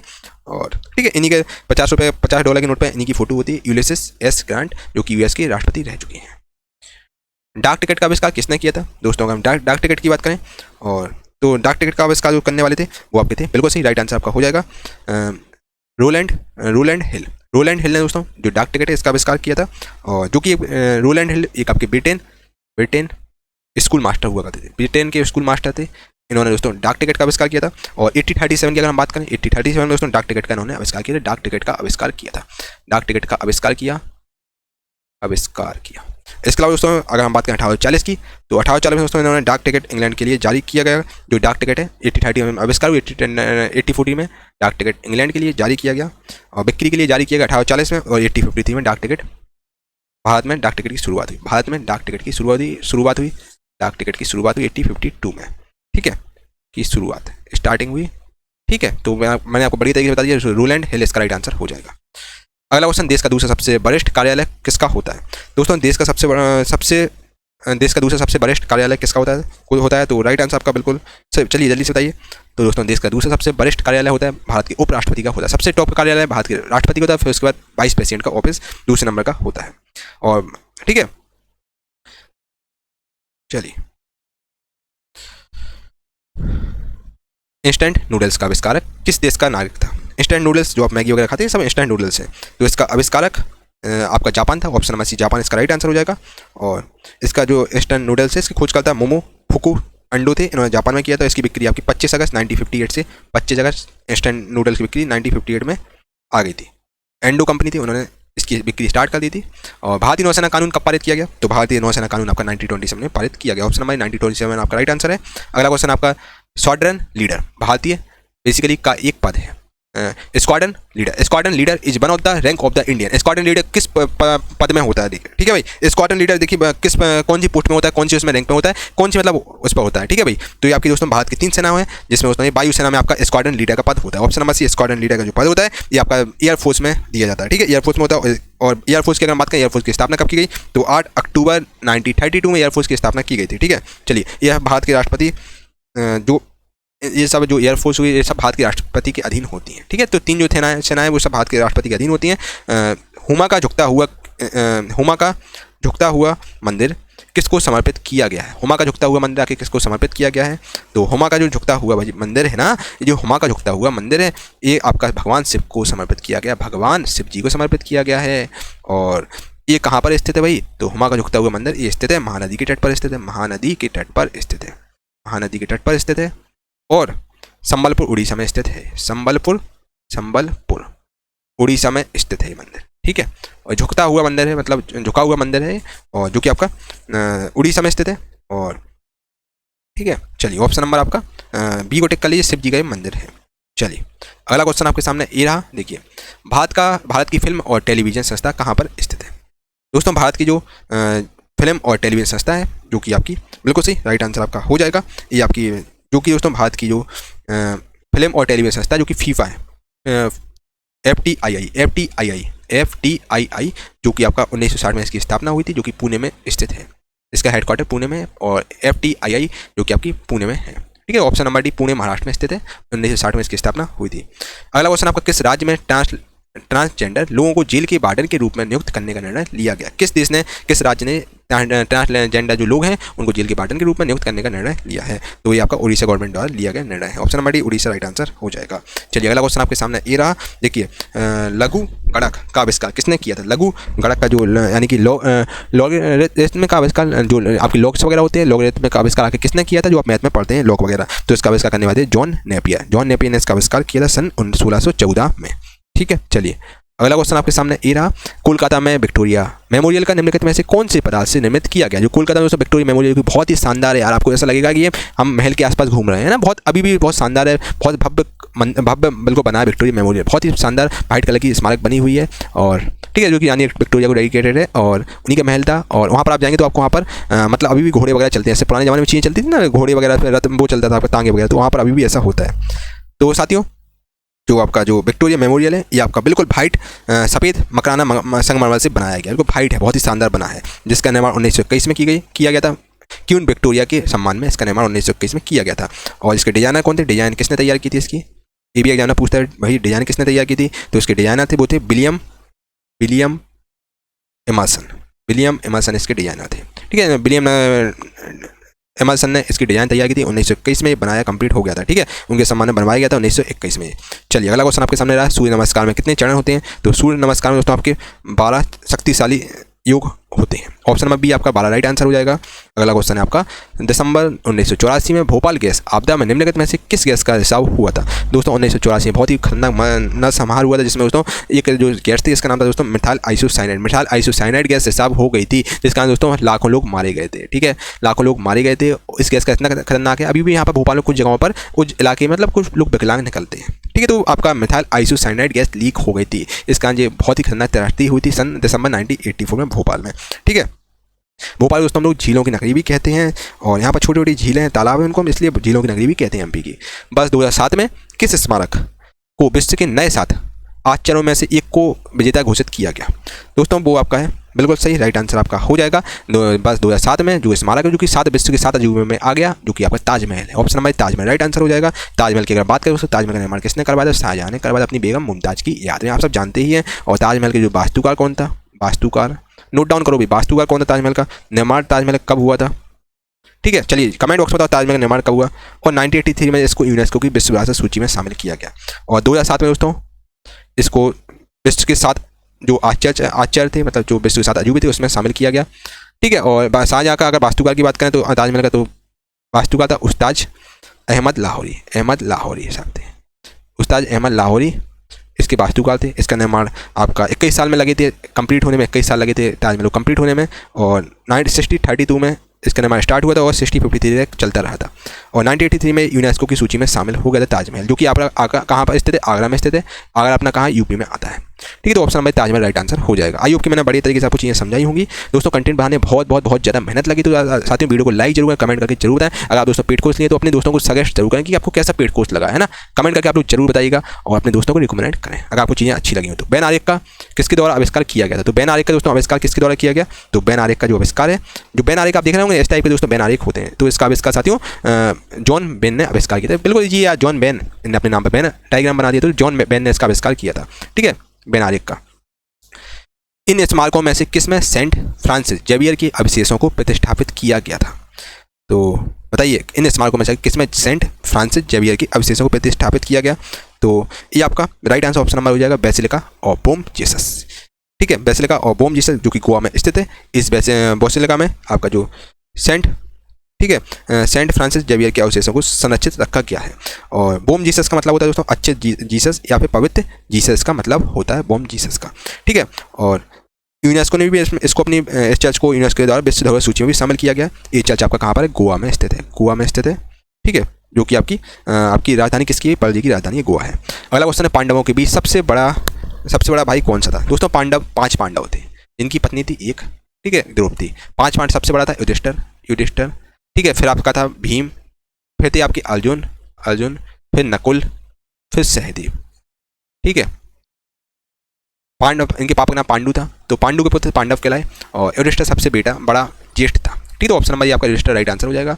अगला क्वेश्चन आपका $5 के नोट पर किस अमेरिकी राष्ट्रपति का चिन्ह होता है? जो $5 का जो $5 का जो चिन्ह होता है, $5 का जो नोट होता है, उस पर आके कौन से राष्ट्रपति के मतलब चित्र होता है? तो बताइए किस अमेरिकी राष्ट्रपति का चित्र है? तो वो चित्र बताइए किसका है? तो राइट आंसर हो जाएगा $5 के नोट पर दोस्तों अब्राहम लिंकन, जो कि अमेरिका के 16वें प्रेसिडेंट थे। इनका चिन्ह रहता है और इनका कार्य कर रहा 1861 से लेकर 65 तक इनका कार्य कर रहा अब्राहम लिंकन जी का। ठीक है, इनका फोटो रहता है $5 के नोट पर। चलिए, तमिल साप्ताहिक पत्रिका कुडी असु किससे आरंभ की थी? तो कुडी असु ये किसने आके आरंभ की थी? चलिए बताइए फटाफट से बताइए। जो तमिल साप्ताहिक पत्रिका थी कुडी असु थी, ये पेरियर ईबी रामसामी द्वारा आरंभ की गई थी। Option number D Periyar EB Ramasamy द्वारा आपकी आरंभ की गई थी। चलिए, अगला क्वेश्चन आपका है निम्नलिखित में से कौन स्वतंत्र भारत के पहले सैन्य अधिकारी थे जिन्होंने फील्ड मार्शल के पद से सम्मानित किया गया था? दोस्तों उनका नाम था आपका, बिल्कुल सही राइट आंसर आपका हो जाएगा option number B Sam Manekshaw. दोस्तों भारत के फर्स्ट फील्ड मार्शल थे। ठीक है, पहले फील्ड मार्शल हुआ करते थे। और इसके अलावा 1971 का जो दोस्तों भारत और पाकिस्तान का युद्ध हुआ था, इसमें इन्हें मतलब जो विजय प्राप्त करने का श्रेय इन्हीं को जाता है 1971 में जो भारत जीत गया था। ठीक है, और अवार्ड इन्हें कौन कौन से अवार्ड मिले? अवार्ड सुन लो भाई। अवार्ड दोस्तों इन्हें सैन्य क्रॉस अवार्ड मिला है, सैन्य क्रॉस अवार्ड दिया गया है, और पद्म श्री अवार्ड से भी सम्मानित किया गया है इन्हें, और पद्म भूषण अवार्ड भी दिया गया है, पद्म विभूषण अवार्ड भी दिया जा चुका है। और अब सेकंड जो फील्ड मार्शल है, ये भी एग्जाम में आता है, सेकंड फील्ड मार्शल कौन है भाई? तो सेकंड फील्ड मार्शल आपके हैं K M Cariappa second field marshal है। ठीक है, तो इन्हें सैम मानेकशॉ आपका राइट आंसर हो जाएगा। अगला क्वेश्चन है यूनाइटेड किंगडम के बाहर सबसे पुराना गोल्ड कोर्स कौन सा है? ठीक है, चलिए बताइए यूनाइटेड किंगडम के बाहर सबसे पुराना जो आपका गोल्फ कोर्स है वो कौन सा है? तो आपका राइट आंसर दोस्तों हो जाएगा right answer option number D royal Calcutta golf club Kolkata में जो कि स्थित है। ये आपका यूनाइटेड किंगडम के बाहर सबसे पुराना गोल्फ कोर्स है, जो कि आप जिसकी स्थापना आपकी कब की गई थी? 1829 में इसकी स्थापना की गई थी, और जो कि आपका कलकत्ता में स्थित है। ठीक है, चलिए अगला क्वेश्चन में चलते हैं। अटल टिंकरिंग लैब्स निम्नलिखित में से किस संस्था द्वारा की गई एक पहल है? जो अटल टिंकरिंग लैब है, या इनमें से किस संस्था द्वारा की गई एक पहल है? तो ये जो अटल टिंकरिंग लैब की शुरुआत नीति आयोग द्वारा दोस्तों की गई थी, नीति आयोग द्वारा शुरू की गई। ऑप्शन नंबर डी आपका राइट आंसर हो जाएगा। और इसका जो दोस्तों मेन मोटिव क्या था? इसका मेन मोटिव था कि देश भर में माध्यमिक स्कूलों में बच्चों के बीच नवाचार और उद्यमिता को बढ़ावा देना। ठीक है, तो ऑप्शन नंबर डी आपका राइट आंसर हो जाएगा, नीति आयोग द्वारा स्थापित की गई थी। किस वर्ष में भूटान के चौथे राजा जिंगबे सिंगे बोंगचुक द्वारा सकल प्रसन्नता सूचकांक शब्द गढ़ा गया था? तो ये शब्द आपका 1972 में गढ़ा गया था आपके भूटान के चौथे राजा द्वारा। ठीक है, अगला क्वेश्चन आपका बांग्लादेश की संसद में अधिकतम सदस्यों की संख्या कितनी होती है? जैसे पाकिस्तान में 550, इंडिया 550 होती है, उसी प्रकार दोस्तों बांग्लादेश की संसद में अधिकतम सदस्यों की संख्या कितनी होती है?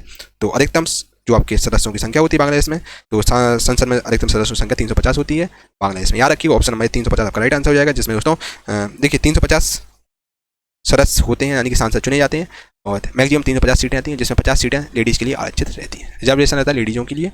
नेपाल देश को कितने प्रांतों में बांटा गया है? तो नेपाल जो देश है उसको दोस्तों आपका 7 प्रांतों में बांटा गया है नेपाल को।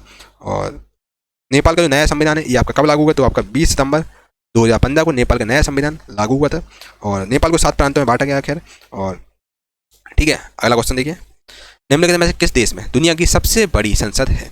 तो दुनिया की सबसे बड़ी संसद भाई किस देश की है? तो बच्चा अगर हम सबसे पहली बात करें चाइना है। चाइना के अगर ऑप्शन के अनुसार बात करें, चाइना में 2980 संसद में सदस्य हैं, 2980 संसद में सदस्य हैं। यूके में दोस्तों अगर बात करें, यूके में 1436 सदस्य हैं संसद में, यूके की संसद में। अगर हम दोस्तों जापान की बात करें, जापान में आपके 710 संसद के सदस्य हैं। और इंडिया में दोस्तों अगर बात करें, इंडिया में आपकी 802 सदस्य हैं, जिसमें दोस्तों राज्यसभा की 250 सदस्य और लोकसभा में 552 सदस्य मैक्सिमम सीट लोकसभा की। राज्यसभा की 250 सीटें मैक्सिमम और लोकसभा की 552 सीटें अब 550 हो गई हैं, 2 एंग्लो इंडिया समुदाय की हटा दी गई हैं। ठीक है। तो दोस्तों सबसे ज़्यादा सीटें कौन से देश की हैं? तो चाइना की सबसे ज़्यादा देश, चाइना की सीटें सबसे ज़्यादा हैं पूरे विश्व भर में। 2980 संसद की सीटें चाइना के पास हैं। तो ऑप्शन नंबर चाइना आपका राइट आंसर हो जाएगा। जो चाइना है दुनिया की सबसे बड़ी संसद चाइना को माना जाता है। ठीक है, चाइना की संसद को दुनिया की सबसे बड़ी संसद माना जाता है। जामदानी बुनाई की परंपरा, जामदानी जो बनाई है उसकी पारंपरिक कला की शुरुआत कहाँ से हुई है? तो इसकी शुरुआत की जो जामदानी बुनाई की पारंपरिक कला की शुरुआत आपकी बांग्लादेश से हुई है। Option number Bangladesh right answer हो जाएगा। चलिए अगला क्वेश्चन आपके सामने ये रहा, देखिए लूसी बोली किस राज्य में बोली जाती है? तो लूसी बोली साथियों ये आपकी बिल्कुल सही राइट आंसर आपका हो जाएगा मिजोरम। ये मिजोरम में बोली जाने वाली बोली है लूसी। और ये आपका आप मिजोरम को जानते हैं दोस्तों, भारत का पूर्वी राज्य और सर्विस सिस्टम में आपका मिजोरम आता है। और मिजोरम की दोस्तों राजभाषा आपकी कौन सी है?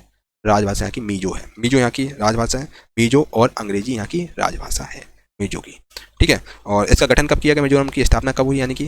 तो ये आपकी हुई 20 फरवरी 1987 में मिजोरम की स्थापना हुई। चलिए, चेपू किसका एक अनूठा सांस्कृतिक प्रतीक है? तो चेपू बेसिकली दोस्तों नेपाल का एक अनूठा सांस्कृतिक प्रतीक है और चेपू। ठीक है, तो option number D Nepal right answer हो जाएगा। और पौराणिक कथा के अनुसार दोस्तों चेपू को गरुड़ का भाई माना जाता है। ठीक है, तो नेपाल राइट आंसर होगा। नेपाल का अनूठा सांस्कृतिक प्रतीक है आपका चेपू। सांस्कृतिक भारत का दौरा करने वाले पहले रूसी प्रधानमंत्री कौन थे? स्वतंत्र भारत का दौरा करने वाले पहले रूसी प्रधानमंत्री कौन थे? तो स्वतंत्र भारत का दौरा करने वाले पहले रूसी प्रधानमंत्री थे आपके right answer option number D हो जाएगा निकोलाई बुल्गानिन। बेसिकली स्वतंत्र भारत के दौरा करने वाले पहले रूसी प्रधानमंत्री थे। इन्होंने दौरा कब किया गया था? तो उन्होंने दौरा नवंबर 1955 में किया था भारत का। चलिए दोस्तों अगला क्वेश्चन दोस्तों आपके सामने ये रहा, भारतीय महिला की सबसे पहली ज्ञात आत्मकथा कौन सी है? बताइए दोस्तों, बेसिकली भारतीय महिला की सबसे पहली ज्ञात आत्मकथा कौन सी है?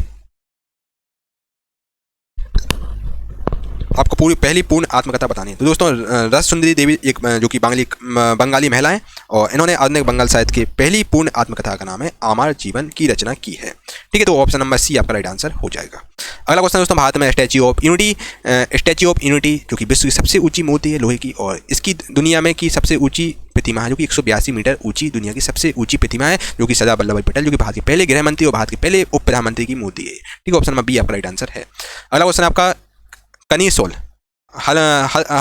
कनीसोल हस्तशिल्प भारत के निम्नलिखित में से किस राज्य से संबंधित है?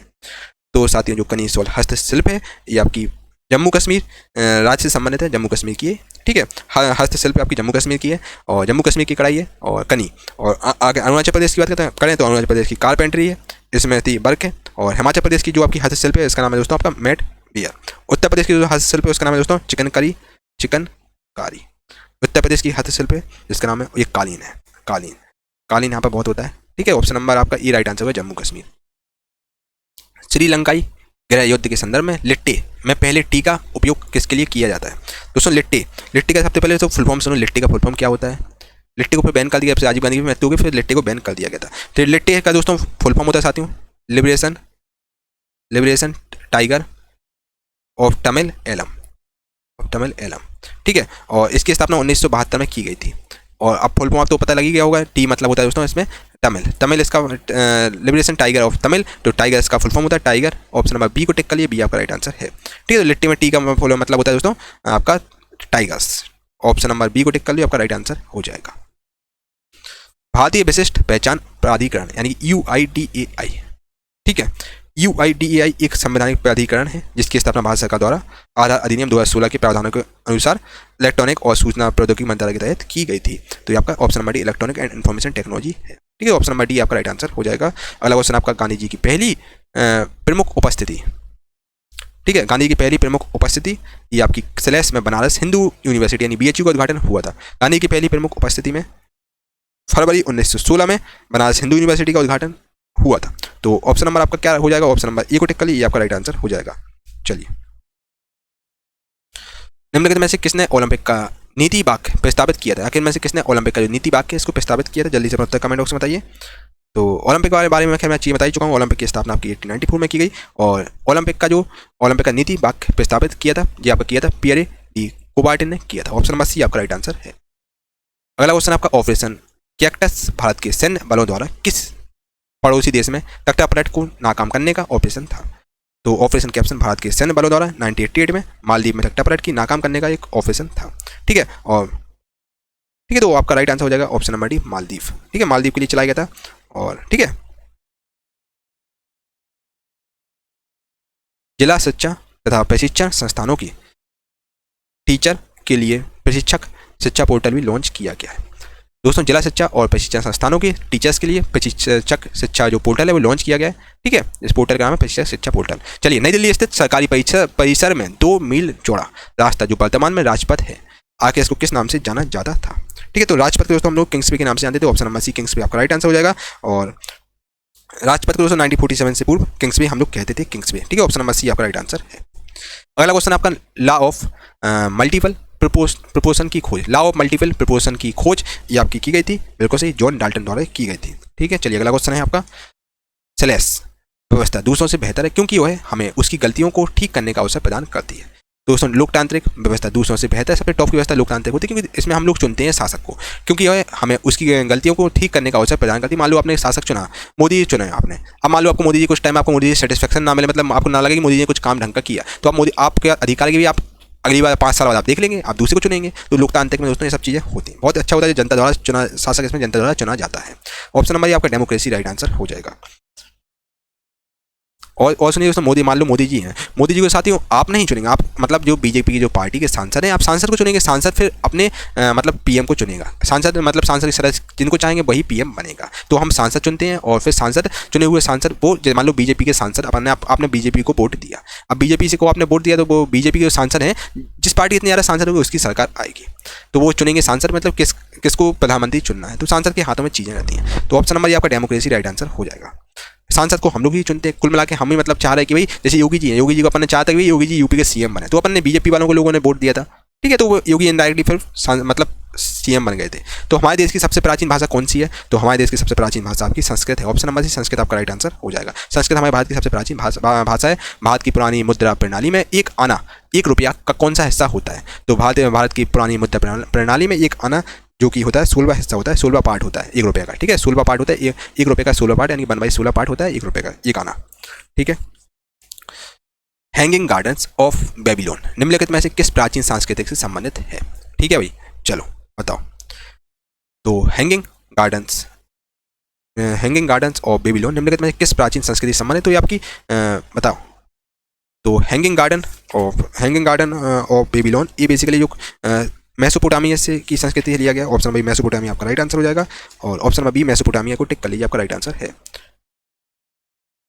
और साथियों, बेबीलोन के जो हैंगिंग गार्डन है ये प्राचीन दुनिया के 7 अजूबों में ये भी आता है। ठीक है, चलिए, ये मेसोपोटामिया संस्कृति से संबंधित है। INTACH का पूर्ण रूप क्या है? INTACH का फुल फॉर्म क्या होता है? फुल फॉर्म में दोस्तों 1 से 2 क्वेश्चन आपके एग्जाम में हमेशा पूछे जाते हैं, तो फुल फॉर्म आप जरूर क्या याद कर लिए। INTACH का फुल फॉर्म क्या होता है? SSC MTS 7/8/2019 के क्वेश्चन पूछा क्या है। तो INTACH का दोस्तों फुल फॉर्म होता है I फॉर इंडियन होता है, N फॉर नेशनल होता है, T फॉर ट्रस्ट, और A for art and C for cultural, और H for heritage, Indian national trust for art and culture heritage इसका फुल फॉर्म होता है। इसकी स्थापना की अगर हम बात करें साथियों, इसकी स्थापना कब की गई? तो इसकी स्थापना की गई INTACH की 1984 में, नई दिल्ली इसका हेडक्वार्टर है, नई दिल्ली में इसकी स्थापना हुई है। ठीक है, तो ऑप्शन नंबर ये को टिक कर लो, आपका राइट आंसर है। निम्नलिखित में से कौन सा जोड़ा गलत तरीके से सुमिलित है? आखिर में से कौन सा जोड़ा जो कि गलत तरीके से सुमिलित है? तो बताइए। तो राइट आंसर आपका हो जाएगा ऑप्शन नंबर 20 आपका चिचिन इटिजा ब्राजील।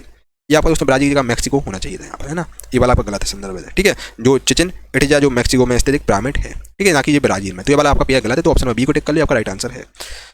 निम्नलिखित में से कौन सा धर्म भारत में उत्पन्न नहीं हुआ? आखिर में कौन सा धर्म है जो कि भारत में उत्पन्न नहीं होता? तो भारत में दोस्तों आपका पारसी धर्म उत्पन्न नहीं हुआ, तो ऑप्शन नंबर पारसी धर्म को टिक कर लिया, आपका राइट आंसर है। निम्नलिखित में से किसने पहले पाई के मान की गणना की थी? पाई के वैल्यू क्या होती है? 22/7 होती है। गणना की किसके द्वारा की गई? यानी कि 3.1444 ऐसे होती है। तो पाई की वैल्यू की गणना की किसके द्वारा की गई? तो पाई की वैल्यू की गणना दोस्तों आर्यभट्ट द्वारा की गई थी। ऑप्शन नंबर बी आपका राइट आंसर है। भारत सरकार ने 1948 में ऑपरेशन पोलो कोड नेम के तहत स्लैश को अपने अधिकार में लिया था। दोस्तों, भारत सरकार ने आके 1948 में ऑपरेशन पोलो के तहत कौन से मतलब स्टेट को अपने कब्जे में ले लिया था? तो right answer option number B हो जाएगा, हैदराबाद। हैदराबाद को दोस्तों भारत ने कब्जे में ले लिया था। दोस्तों, हुआ क्या था कि मतलब हैदराबाद के जो निजाम थे वो भारत के साथ नहीं आ रहे थे, मिलना नहीं चाह रहे थे। तो फिर सरदार वल्लभ भाई पटेल बहुत ही गर्म दल के थे और मतलब भारत के प्रधानमंत्री मतलब उप प्रधानमंत्री थे, और फिर उन्होंने मतलब पूरी आर्मी भेजी, भारतीय सेना भेजी, और हैदराबाद पर मतलब 13 सितंबर 1949 को मतलब 5 दिन तक मतलब पूरा चला था आर्मी का बिल्कुल अच्छे तरीके से। और इसका नाम था ऑपरेशन पोलो, जिसमें पूरी तरीके से आर्मी ने पूरा हैदराबाद को घेर लिया था और हैदराबाद के निजाम को आत्मसमर्पण करना पड़ा था, क्योंकि दोस्तों हैदराबाद के एरिया से आतंकवादी भी घुस रहे थे। तो फिर इस केस में जो आपके हैदराबाद के निजाम को आत्मसमर्पण करना पड़ा। फिर उसके बाद नवंबर 1948 में जो आपका हैदराबाद है वो आपका भारत के संघ राज्यों में आ गया था। ठीक है, भारतीय संघ में विलय हो गया था और ये आपका भारत का एक स्टेट बन गया था। और इसको हम लोग इस ऑपरेशन को ऑपरेशन पोलो के नाम से बोलते हैं। दोस्तों सरदार वल्लभ भाई पटेल का बहुत अहम योगदान है जो रजवाड़ा देसी रियासतों को भारत में विलय करने के पीछे। ठीक है, तो राइट आंसर आपका हो जाएगा ऑप्शन नंबर बी, हैदराबाद। भारतीय सेना स्लैश भारतीय सेना कौन से वर्ष तक महिला सैनिकों का पहल जट्टा बैच प्रारंभ करने के लिए तैयार है? तो भारतीय सेना दोस्तों 2021 तक महिला सैनिकों का पहला बैच प्रारंभ करने के लिए तैयार हो गई है। ठीक है, तो ऑप्शन नंबर सी आपका 2021 राइट आंसर हो जाएगा। चलिए, रंगीन तम चीनी वाले आभूषणों के खांचों या उत्कीर्णों पर लेपन करने की प्रक्रिया को दोस्तों हम लोग बोलते हैं बिल्कुल सही मीनाकरी। ऑप्शन नंबर सी मीनाकरी इसका राइट आंसर हो जाएगा। मीनाकरी एक बेसिक कलात्मक और अति प्रचलित प्रौद्योगिकी प्रक्रिया होती है। और इसमें रंगीन ताम चीनी वाले आभूषणों के खांचे या फिर उत्कीर्णों पर लेपन करने की जो प्रक्रिया होती है उसे हम लोग मीनकारी कहते हैं। और मीनकारी कार्य के लिए जयपुर बहुत ही फेमस है। जयपुर आपका वहाँ पर आता है आपका जयपुर आपका राजस्थान की राजधानी जयपुर है, तो इसके लिए मीनकारी कार्य के लिए जयपुर फेमस है। और इस कला को जयपुर के शासक मानसिंह प्रथम लाहौर ही लेकर आए थे। ठीक है, तो ऑप्शन नंबर सी आपका मीनकारी राइट आंसर हो जाएगा। अगला क्वेश्चन है किरीबाट स्लैश का चावल का एक व्यंजन है। किरीबाट बेसिकली श्रीलंका में चावल का बना एक व्यंजन होता है। ये श्रीलंका राइट आंसर आपका हो जाएगा। चलिए, द ग्रेट लीप फॉरवर्ड यानी GLF एक अभियान था जो 1958 में आपका चाइना में बड़े पैमाने पर देश के औद्योगिकरण के उद्देश्य से शुरू किया गया था। ऑप्शन नंबर सी चाइना आपका राइट आंसर हो जाएगा। अगला क्वेश्चन, आलू पोस्टो निम्न में से किस भारतीय राज्य का एक पारंपरिक व्यंजन है? आलू पोस्टो साथियों जो पारंपरिक व्यंजन है ये आपका पश्चिम बंगाल का पारंपरिक व्यंजन है आलू पोस्टो। ठीक है, चलिए, भारत में पिछड़ा और अल्पसंख्यक समुदाय कर्मचारी महासंघ की स्थापना कब की गई? तो यानी कि दोस्तों BMCEF यानी कि backward and minority communities employ और फेडरेशन की शुरुआत कब की गई? तो इसकी स्थापना साथियों 6 दिसंबर 1978 को इसकी स्थापना की गई थी। ठीक है, तो 6 दिसंबर 1978 इसका राइट आंसर हो जाएगा। ऑप्शन नंबर डी को टिक कर लो, राइट आंसर है आपका। ठीक है, अगला क्वेश्चन, निम्नलिखित कथन किस प्रसिद्ध व्यक्तित्व का है? अपनी पहली जीत के बाद कभी आराम मत कीजिए, क्योंकि दूसरे मौके पर अगर आप असफल हुए तो पहले से कहीं अधिक लोग ये कहने के लिए तैयार बैठे हैं कि पहली जीत महज भाग्य की बात थी। ये बात कितनी अच्छी बात है, किसने कही है? तो ये बात कहने वाले हमारे मिसाइल मैन ऑफ इंडिया कहने जाने वाले और मतलब जनता के राष्ट्रपति कहने वाले APJ अब्दुल कलाम है, जिन्हें मिसाइल मैन ऑफ इंडिया कहते हैं। इनका जन्म रामेश्वरम के तमिलनाडु में हुआ था। Option number APJ Abdul Kalam right answer हो जाएगा। इनकी इतनी तारीफ करो इतनी कम है। भारत में पुरस्कार से सम्मानित किया जा चुका है और इन्होंने काफ़ी उपलब्धि की। ठीक है, चलिए, ऑप्शन नंबर ये आपका राइट आंसर है। विंग्स ऑफ फायर की किताब थी, उसी की लाइन है ना, विंग्स ऑफ फायर। देश के अंदर और बाहर दोनों स्थानों पर भारतीय कला की समझ को बढ़ावा देने और प्रचारित करने के लिए भारत सरकार ने नई दिल्ली में ललित कला अकादमी नेशनल एकेडमी ऑफ आर्ट की स्थापना कब की थी? तो नेशनल जो एकेडमी ऑफ आर्ट की जो स्टार्टिंग मतलब उद्घाटन हुआ था वो आपका 5 अगस्त 1954 में हुआ था। नई दिल्ली में इसका उद्घाटन हुआ था। नई दिल्ली में आपकी है। ठीक है, तो ललित कला अकेडमी आपकी नई दिल्ली में स्थित है। 1954 में इसका उद्घाटन हुआ था, जो कि उस समय के एजुकेशन मिनिस्टर थे कौन थे? मौलाना अबुल कलाम आजाद थे। इन्होंने इसकी स्थापना की थी। ठीक है, तो ऑप्शन नंबर आपका डी राइट आंसर होगा 1954। ठीक है भाई, चलिए, बहुत बढ़िया। भूटान के राष्ट्रीय पक्षी का नाम बताइए। तो भूटान के राष्ट्रीय पक्षी का नाम क्या है बताइए, फटाफट से बताइए। तो दोस्तों भूटान का जो राष्ट्रीय पक्षी है, नेशनल बर्ड है, वो आपकी काला कौवा है। ऑप्शन नंबर डी काला कौवा राइट आंसर हो जाएगा। और अगर हम दोस्तों भूटान की बात करें तो भूटान की सीमा 4 भारत के राज्यों से लगती है। कौन कौन से वो 4 राज्य हैं? सिक्किम है आपका, एक सिक्किम, और एक आपका साथियों यहाँ पर है पश्चिम बंगाल, वेस्ट बंगाल है, और एक आपका साथियों असम है, एक अरुणाचल प्रदेश है। 4 राज्यों के साथ दोस्तों भूटान की सीमाएं लगती हैं। और भूटान का राष्ट्रीय पक्षी काला कौवा है। Option number D right answer हो जाएगा। और मोर दोस्तों हमारे भारत का राष्ट्रीय पक्षी है, मोर। ठीक है, ऑप्शन नंबर डी काला कौवा आपका राइट आंसर हो जाएगा। भूटान का राष्ट्रीय पक्षी जो कि काला कौवा है। दोस्तों मैंने आपको बढ़िया तरीके से सब न्यूमेरिक मतलब सब आपको स्ट्रेटेजी के क्वेश्चन करा दिए, जो आपके एग्जाम के लिए बहुत ज़्यादा इंपॉर्टेंट है। सारे आपको कंप्लीट हो गए हैं। स्ट्रेटेजी के बच्चा बहुत इंपॉर्टेंट टॉपिक होता है आपके एग्जाम के लिए, तो इसको स्ट्रेटेजी को जरूर आप पढ़िएगा, है ना। स्ट्रेटेजी के जरूर करके जाइएगा। और मैंने बढ़िया तरीके से आपको समझाने की कोशिश की ताकि आपका कम समय में आप ज़्यादा स्कोर कर सकें। ठीक है दोस्तों, तब भी किसी प्रकार का डाउट हो बताइए, आपके सारे डाउट क्लियर कर दिए जाएंगे। ठीक है,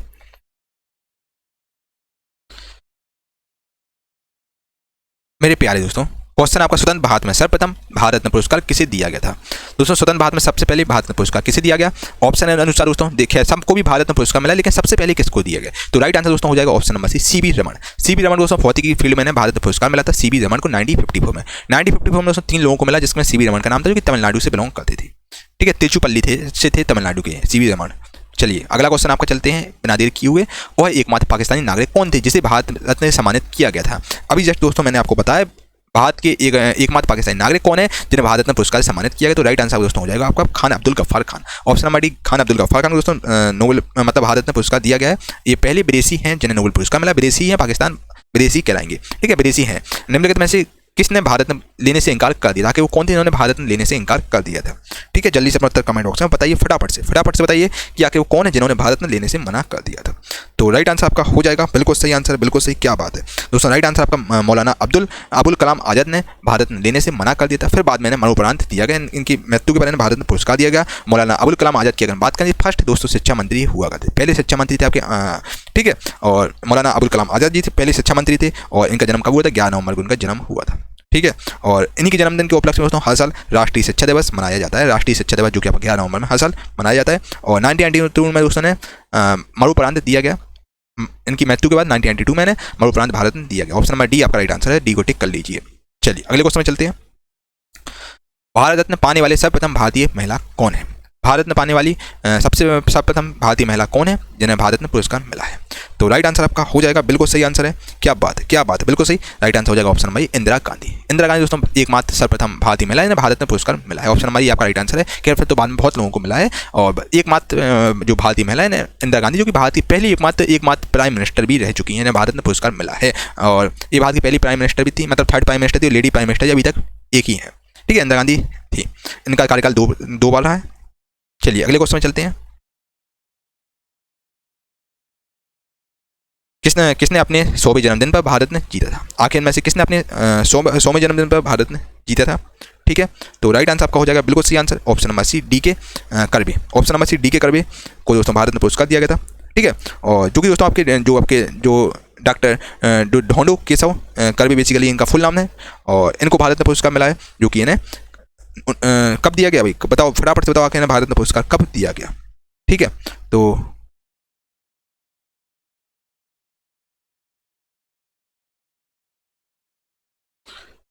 दोस्तों इनको भारत रत्न जो पुरस्कार है 1958 में दिया गया डी के कर्बे जी को, जो कि महाराष्ट्र से बिलोंग करते थे। चलिए ऑप्शन नंबर सी आपका डी के कर्बे राइट आंसर हो जाएगा ना, प्यार से हम लोग डी के कर्बे बोलते हैं। इनका पूरा नाम मैं आपको बता चुका हूँ, डॉक्टर ढोंडो केशव कर्बे हैं, एजुकेटर हैं। ठीक है, एजुकेटर रह चुके हैं। और ठीक है, ऑप्शन नंबर सी आपका राइट आंसर है। एपीजे अब्दुल कलाम द्वारा प्राप्त सर्वोच्च नागरिक सम्मान कौन सा है। एपीजे अब्दुल कलाम द्वारा प्राप्त सर्वोच्च नागरिक सम्मान कौन सा है, मतलब कुल मिला के जब ये बोल रहा है एपीजे अब्दुल कलाम को अभी तक सबसे टॉप का अवार्ड कौन सा है, दोस्तों आप जानते हैं दोस्तों, बात का सर्वोच्च नागरिक सम्मान वो आपका भारत रत्न पुरस्कार, जो कि एपीजे अब्दुल कलाम को दिया चुका है, जो कि जिन्हें मिसाइल मैन ऑफ इंडिया के नाम से जानते हैं। ठीक है, और 1997 में दोस्तों ने अब्दुल कलाम जी को भारत रत्न पुरस्कार मिला था, याद रखिएगा। और इन्हें मिसाइल मैन ऑफ इंडिया बोलते हैं। इसके साथ दोस्तों हमें जनता का राष्ट्रपति के नाम से भी हम जानते हैं। ठीक है, और जो कि दोस्तों तमिलनाडु के रामेश्वरम से बिलोंग करते हैं। और ठीक है, option number D Bharat Ratna इसका राइट आंसर हो जाएगा। मरणोपरांत भारत रत्न पाने वाले प्रथम भारतीय व्यक्ति कौन थे। ठीक है, चलिए बताइए मरणोपरांत भारत रत्न पाने वाले प्रथम भारतीय आखिर कौन थे। चलिए फटाफट से बताइए, फटाफट मैं आपके कमेंट का वेट कर रहा हूँ, जल्दी से प्रत्येक कमेंट बॉक्स में दीजिए। ठीक है, तो राइट आंसर दोस्तों आपका हो जाएगा बिल्कुल सही आंसर है। क्या बात है, बिल्कुल सही आपके आंसर जा रहे हैं। बताओ फिर से बताओ, मरणोपरांत भारत रत्न पाने वाले प्रथम भारतीय व्यक्ति आखिर कौन है। ठीक है, तो बताओ भाई दोस्तों, राइट आंसर आपका हो जाएगा ऑप्शन नंबर बी। इसका आंसर मैं आपको पहले ही बता चुका हूँ, लाल बहादुर शास्त्री, उसको भारत रत्न पुरस्कार दिया गया उनके मरने के बाद। ठीक है, और उनकी मृत्यु के बाद जो कि ताशकंद समझौता हुआ था, उसके बाद इनकी मृत्यु हो गई थी, वो पता नहीं चला था कि कैसे इनकी मृत्यु हुई थी। ठीक है, तो ऑप्शन नंबर बी आपका लाल बहादुर शास्त्री इसका राइट आंसर हो जाएगा, जो कि भारत के 2nd नंबर के प्राइम मिनिस्टर थे। ठीक है भाई, चलिए इन भारतीयों में से किसको भारत ने नवाजा गया है। इन भारतीयों में दोस्तों भारत ने आके किसको नवाजा गया, तो ऑप्शन के अनुसार कौन सा आपका राइट आंसर होगा। तो राइट आंसर आपका हो जाएगा ऑप्शन नंबर अटल बिहारी वाजपेयी जी। अटल बिहारी वाजपेयी जो कि भारत के प्राइम मिनिस्टर रह चुके हैं, और अब हमारे बीच नहीं है, भारत के पूर्व प्रधानमंत्री थे अटल बिहारी वाजपेयी जी। इन्हें दोस्तों भारत रत्न पुरस्कार दिया गया, कब दिया गया ना, 2015 में दिया गया। 2015 में दोस्तों भारत रत्न पुरस्कार मिला है अटल बिहारी वाजपेयी जी को। और इन्हें ये हिंदी के कवि थे और पत्रकार थे और प्रखर वक्ता, बहुत शानदार तरीके से बोलते थे यार, है ना। इनकी इतनी तारीफ की जाए उतनी कम है, जो कि एमपी से बिलोंग करते हैं, एमपी ग्वालियर से बिलोंग करते हैं। ठीक है, तो ऑप्शन नंबर आपका राइट आंसर है, अटल बिहारी वाजपेयी जी को 2015 में आपका भारत रत्न पुरस्कार दिया गया। ठीक है, मोदी गवर्नमेंट ने दिया। चलिए अगले क्वेश्चन चलते हैं। निम्नलिखित में से किसे भारत में नहीं मिला है? आखिर में से किसको दोस्तों भारत रत्न पुरस्कार जो कि नहीं मिला है? तो राइट आंसर आपका हो जाएगा बिल्कुल सही, right answer option number D हो जाएगा, बिल्कुल सही। क्या बात है, बीपी सिंह को दोस्तों भारत रत्न पुरस्कार नहीं मिला है। अगर हम दोस्तों अटल बिहारी वाजपेयी की बात करें, मदन मोहन मालवीय जी की, इन्हें दोस्तों 2015 में नोबेल पुरस्कार मिला था, और डॉक्टर भीमराव अम्बेडकर को 1990 में नोबेल पुरस्कार में मतलब भारत रत्न पुरस्कार मिला था, sorry for date. Atal Bihari Vajpayee हुए और मदन मोहन मालवीय, इनको 2015 में आपका भारत रत्न पुरस्कार मिला था, और 1990 में डॉक्टर भीमराव अम्बेडकर को भारत रत्न पुरस्कार मिला, जबकि बीपी सिंह को दोस्तों अभी तक अवार्ड नहीं मिला है। ठीक है, तो ऑप्शन नंबर डी आपका बीपी सिंह आपका राइट आंसर हो जाएगा, और बीपी सिंह को सम्मानित नहीं किया गया अभी तक, और ठीक है ऑप्शन नंबर डी आपका राइट आंसर। चलिए अगले क्वेश्चन में चलते हैं। इनमें से किसे भारत ने सम्मानित नहीं किया गया है? तो दोस्तों ऑप्शन अनुसार आकर इनमें से किसको भारत ने अवार्ड से सम्मानित नहीं किया गया? तो राइट आंसर दोस्तों आपका हो जाएगा बिल्कुल सही। देखो, सचिन तेंदुलकर को दिया गया, लता मंगेशकर को दिया गया, ध्यानचंद को दोस्तों नहीं दिया गया। अभी तक दोस्तों ध्यानचंद को नोबेल पुरस्कार नहीं मिला, मतलब भारत ने पुरस्कार नहीं मिला है। ऑप्शन नंबर सी आपका ध्यानचंद इसका राइट आंसर हो जाएगा। ठीक है, और ध्यानचंद को दोस्तों आप जानते हैं, इन्हें हम हॉकी का जादूगर बोलते हैं, और इनके जन्मदिन जो कि 19 अगस्त को मनाया जाता है, और 19 अगस्त को उनका जन्मदिन रहता है। उसके उपरांत हम लोग हर साल राष्ट्रीय खेल दिवस मनाते हैं। राष्ट्रीय खेल दिवस इन्हीं के बर्थडे वाले दिन मनाया जाता है। ठीक है, और इनको याद करते हुए मनाया जाता है हर साल 29 अगस्त को राष्ट्रीय खेल दिवस मनाया जाता है। और जो कि आपकी हॉकी में दोस्तों एक इनका बहुत बड़ा अहम योगदान है। हॉकी में ओलंपिक में दोस्तों 2 बार गोल्ड दिलाने के लिए पीछे इनका बहुत बड़ा अहम योगदान है मेजर ध्यानचंद जी का। मेजर थे आपके, और आपके यूपी से बिलोंग करते थे। ठीक है, मेजर ध्यानचंद जी। ठीक है, ऑप्शन नंबर सी को टिक कर लीजिए, आपका राइट आंसर हो जाएगा। इन्हें हम खेल का जादूगर भी बोलते हैं। इनमें से किसको छोड़कर सभी को भारत में मिल चुका है? आखिर में से किसको छोड़कर सभी को भारत में मिल चुका है? देखो, राजगोपाल चक्रवर्ती जी को 1954 में भारत में पुरस्कार मिला था। ठीक है, सुनना बात को अच्छे से, बच्चा बात को अच्छे से समझना। अब भगवंत दास जी को 1955 में नोबेल पुरस्कार मिला, मतलब भारत में पुरस्कार मिला 1955 में भगवंत दास जी को। अब जवाहरलाल नेहरू को दोस्तों 1955 में भी, इनको भी 1955 में ही भारत में पुरस्कार मिला। एक पहले मतलब इनका मतलब जो प्राइम मिनिस्टर थे, उन्होंने अपने हाथों मतलब राष्ट्रपति से अवार्ड दिलवा लिया था। एक पहले मात्र प्राइम मिनिस्टर हैं जिन्हें दोस्तों इन्होंने मतलब जो कार्यकाल के समय ने मिला है। फिर बाद में तो सिलसिला चलता ही गया है, और स्टार्टिंग इन्हीं ने की थी, और इनने भारत ने पुरस्कार दिलवा दिया था अपने आप को राष्ट्रपति से बोलकर, है ना। तो ऑप्शन तो महात्मा गांधी दोस्तों अभी तक भारत में पुरस्कार नहीं मिला है। ठीक है, तो ऑप्शन नंबर सी आपका महात्मा गांधी जी राइट आंसर हो जाएगा। ऑप्शन नंबर सी को आप टिक कर लीजिए, आपका राइट आंसर है। अगला क्वेश्चन आपका, निम्नलिखित में से किसको छोड़कर सभी को भारत में मिल चुका है? ठीक है, तो अगर हम दोस्तों भीमसेन जोशी की बात करें, भीमसेन जोशी को 2008 में नोबेल मतलब भारत में मिला है, और बिस्मिल्लाह खान को दोस्तों 2001 में भारत में पुरस्कार मिला है, और रविशंकर को 1999 दोस्तों 1999 में भारत में अवार्ड मिला है। जबकि दोस्तों आपका मोहम्मद रफ़ी को दोस्तों भारत में पुरस्कार नहीं दिया गया। तो ऑप्शन नंबर डी आपका राइट आंसर है। मोहम्मद रफ़ी के आपने गाने सुनेंगे, बहुत पुराने गाते, 90s के गाने थे। ठीक है, और जो कि बहुत ही फेमस हुआ करते, मोहम्मद रफ़ी के गाने 80s के गाने थे, और इस सिंगर थे। इन्हें अभी तो इन्हें भारत से सम्मानित नहीं किया गया। ऑप्शन नंबर डी को टिक कर लिया, आपका राइट आंसर है। भारत रत्न प्राप्त करने वाले किस भारत व्यक्ति का जन्मदिन इंजीनियर दिवस के रूप में मनाया जाता है? ठीक है, बताओ, फटाफट से बताओ, जल्दी से बताओ, आखिर वो कौन व्यक्ति है? ठीक है, तो राइट आंसर दोस्तों आपका हो जाएगा option number B, M Visvesvaraya. M Visvesvaraya इनका नाम है, और इनका जन्मदिन दोस्तों हर साल 15 सितंबर को मनाया जाता है। 15 सितंबर को इनका जन्म दिवस के उपलक्ष्य में हर साल इंजीनियर डे मनाया जाता है। ठीक है, इंजीनियर डे, क्योंकि बहुत ही फेमस इंजीनियर हुआ करते थे जो आपके, ठीक है, बहुत ही फेमस इंजीनियर करते हैं। इनका नाम एम विश्वेश्वरैया था, और ये बहुत ही फेमस इंजीनियर हुआ करते थे, और इनका जन्म मैसूर में हुआ था। जन्म कहाँ हुआ था? मैसूर कर्नाटका में इनका जन्म हुआ था। और इसके अलावा दोस्तों इन्हें हम भारत का प्रौद्योगिकी का जनक कहते हैं, इंजीनियर का हम इन्हें जनक कहते हैं, और इनके जन्मदिन के उपलक्ष्य में हर साल दोस्तों इंजीनियर डे मनाया जाता है 15 सितंबर को। ठीक है, चलिए अगले ऑप्शन नंबर बी को टिक कर लिया, आपका राइट आंसर है। चलिए अब हम आपके साथ पुलित्जर पुरस्कार से संबंधित क्वेश्चन चर्चा करेंगे, और पुलित्जर पुरस्कार किसके क्षेत्र में दिया जाता है? साथियों, अगर हम पुलित्जर पुरस्कार की बात करें, ठीक है, पुलित्जर पुरस्कार की अगर हम बात करें, तो पुलित्जर पुरस्कार स्टार्ट कब से हुआ? तो स्टार्ट ये आपका हुआ बच्चा, ये आपका 1917 से स्टार्ट किया गया। ये किसके द्वारा किया गया? जोसेफ थे पुलित्जर, जोसेफ पुलित्जर द्वारा ये स्टार्ट किया गया। ठीक है, 1917 में। ठीक है, और इनका काम क्या करता है भाई? कार्य है बेसिकली समाचार पत्रों की पत्रकारिता, समाचार जो पत्र होते हैं उनकी पत्रकारिता के लिए, साहित्य के लिए, और संगीत रचना क्षेत्र में दिया जाता है पुलित्जर पुरस्कार। इसमें दोस्तों प्राइज क्या दिया जाता है? प्राइज रिवार्ड क्या मिलता है? रिवार्ड मिलता है साथियों, इसमें $10,000 मिलता है, $10,000 मिलते हैं इसमें आपको। और इसके अलावा दोस्तों इसमें ये गिवन किसके द्वारा दिया जाता है? गिवन बाई ये आपका कोलंबिया यूनिवर्सिटी इसको देती है। कोलंबिया जो यूनिवर्सिटी है वो आपका ये अवार्ड देती है। तो ये आपका फिर बेसिकली उसमें पुलित्जर जो पुरस्कार है ये आपका दिया जाता है पत्रकारिता के क्षेत्र में दिया जाता है। ठीक है, ऑप्शन नंबर ये जर्नलिज्म के क्षेत्र में दिया जाता है पुलित्जर पुरस्कार हर साल। ऑप्शन नंबर ये टिक कर लीजिए, आपका राइट आंसर है। पुलित्जर पुरस्कार के क्षेत्र में असाधारण कार्य करने के लिए दिया जाता है। ठीक है, आउटस्टैंडिंग वर्क के लिए पुलित्जर पुरस्कार किस फील्ड में दिया जाता है? अभी जस्ट मैंने आपको बताया साथियों, ये आपका साहित्य एवं पत्रकारिता की फील्ड में दिया जाता है पुलित्जर पुरस्कार हर साल। ऑप्शन नंबर सी आपका राइट आंसर हो जाएगा।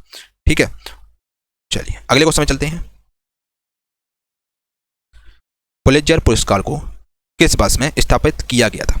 साथियों पुलित्जर पुरस्कार को जो आपका 1917 में स्टार्ट किया गया था, किसके द्वारा? जोसेफ पुलित्जर द्वारा स्टार्ट किया गया था 1917। अभी जस्ट मैंने आपको बताया है। निम्नलिखित में से कौन सा अंतर्राष्ट्रीय पुरस्कार पत्रकारिता के क्षेत्र में सर्वोत्तम योगदान के लिए दिया जाता है? तो वो अवार्ड है आपका पुलित्जर पुरस्कार, जो कि आपका पत्रकारिता की फील्ड में दिया जाता है। ऑप्शन नंबर सी आपका राइट आंसर हो जाएगा। अगला क्वेश्चन, निम्नलिखित में से किस भारतीय मूल के व्यक्ति को प्रतिष्ठित पुलित्जर पुरस्कार सबसे पहले प्राप्त हुआ है? आखिर में से कौन से फेमस भारतीय मूल के व्यक्ति ने मतलब जो प्रतिष्ठित जो पुलित्जर पुरस्कार जो कि जर्नलिज्म फील्ड में दिया जाता है, पत्रकारिता के क्षेत्र में दिया जाता है, सबसे पहले किसको प्राप्त हुआ है अवार्ड? चलिए जल्दी से अपना उत्तर कमेंट बॉक्स में बताइए, फटाफट से अपना उत्तर कमेंट बॉक्स में आप लोग बताइए। ठीक है, तो वो प्रथम भारतीय कौन है पुलित्जर पुरस्कार दिया गया है? ठीक है, चलिए जल्दी से बताइए भाई। तो राइट आंसर दोस्तों आपका हो जाएगा बिल्कुल सही answer, option number D, Govind Bihari Lal. Govind Bihari Lal ji को 1937 में दोस्तों ये आपकी एकमात्र मतलब सर्वप्रथम इन्हें पुलित्जर पुरस्कार दिया गया था 1937 में। ठीक है, आपका गोविंद बिहारी लाल जी को दिया गया। फिर उसका दोस्तों फिर इसका सिलसिला चलता रहा। फिर 2003 में दिया गया किसको? गीता आनंद जी को दिया गया पत्रकारिता फील्ड में। फिर आपका दोस्तों दिया गया किसको? फिर दिया गया झुम्पा लाहिड़ी जी को दिया गया 2000 में, और फिर 2003 में दिया गया गीता आनंद को, और फिर आपका 2011 में दिया गया किसको? सिद्धार्थ मुखर्जी को। सिद्धार्थ मुखर्जी को 2001 में 11 में मिला है। ठीक है, 2011 कर लीजिए यहाँ पर। तो ऑप्शन नंबर डी आपका राइट आंसर है। सबसे पहला पुलित्जर जो पुरस्कार ये आपका दिया गया गोविंद बिहारी लाल जी को दिया गया।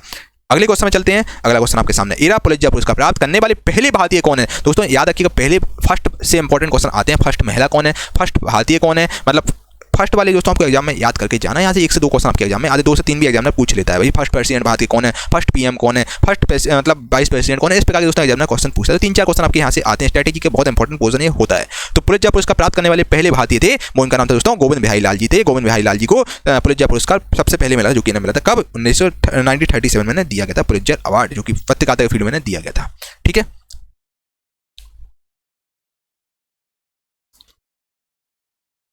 दोस्तों क्वेश्चन है अब, जवाहरलाल नेहरू पुरस्कार किस लिए दिया जाता है? जो दोस्तों जवाहरलाल नेहरू जो पुरस्कार है जो ये आके किस लिए दिया जाता है? दोस्तों हम जवाहरलाल नेहरू पुरस्कार की बात करें, इसकी शुरुआत आके कब हुई थी? दोस्तों इसकी शुरुआत आपकी हुई थी 1965 में।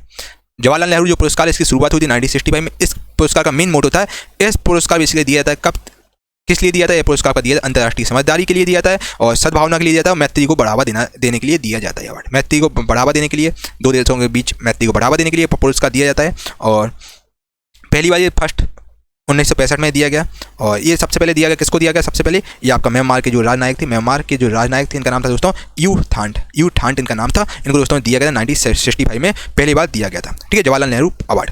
तो आपका राइट आंसर हो जाएगा क्वेश्चन, जवाहरलाल नेहरू पुरस्कार किस लिए दिया जाता है? दोस्तों जवाहरलाल नेहरू जो पुरस्कार आपका अंतर्राष्ट्रीय समझदारी के लिए दिया जाता है हर साल। ऑप्शन नंबर सी आपका राइट आंसर हो जाएगा। अगला क्वेश्चन आपके सामने ये रहा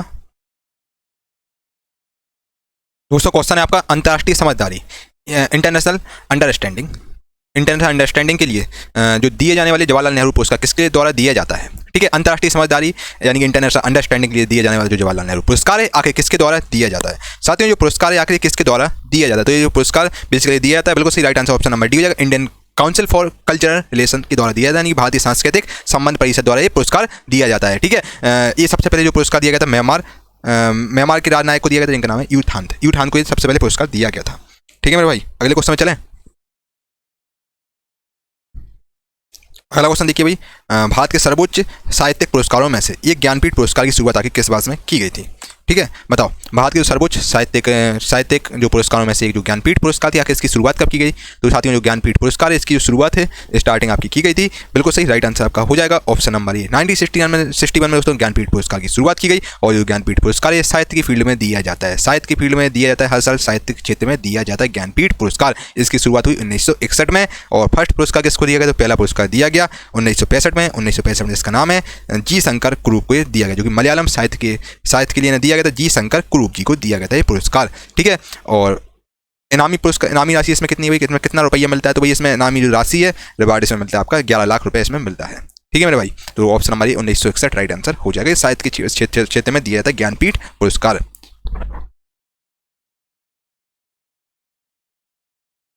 दोस्तों क्वेश्चन है, भालचंद नेमाडे को किस भाषा क्षेत्र में काम करने के लिए ज्ञानपीठ पुरस्कार मिला था? ठीक है, बताइए भाई, जो भालचंद नेमाडे हैं इनको आगे किस फील्ड में काम करने के ज्ञानपीठ पुरस्कार मिला है? बताइए फटाफट से बताइए अपना उत्तर, आपके हिसाब से क्या ऑप्शन होना चाहिए?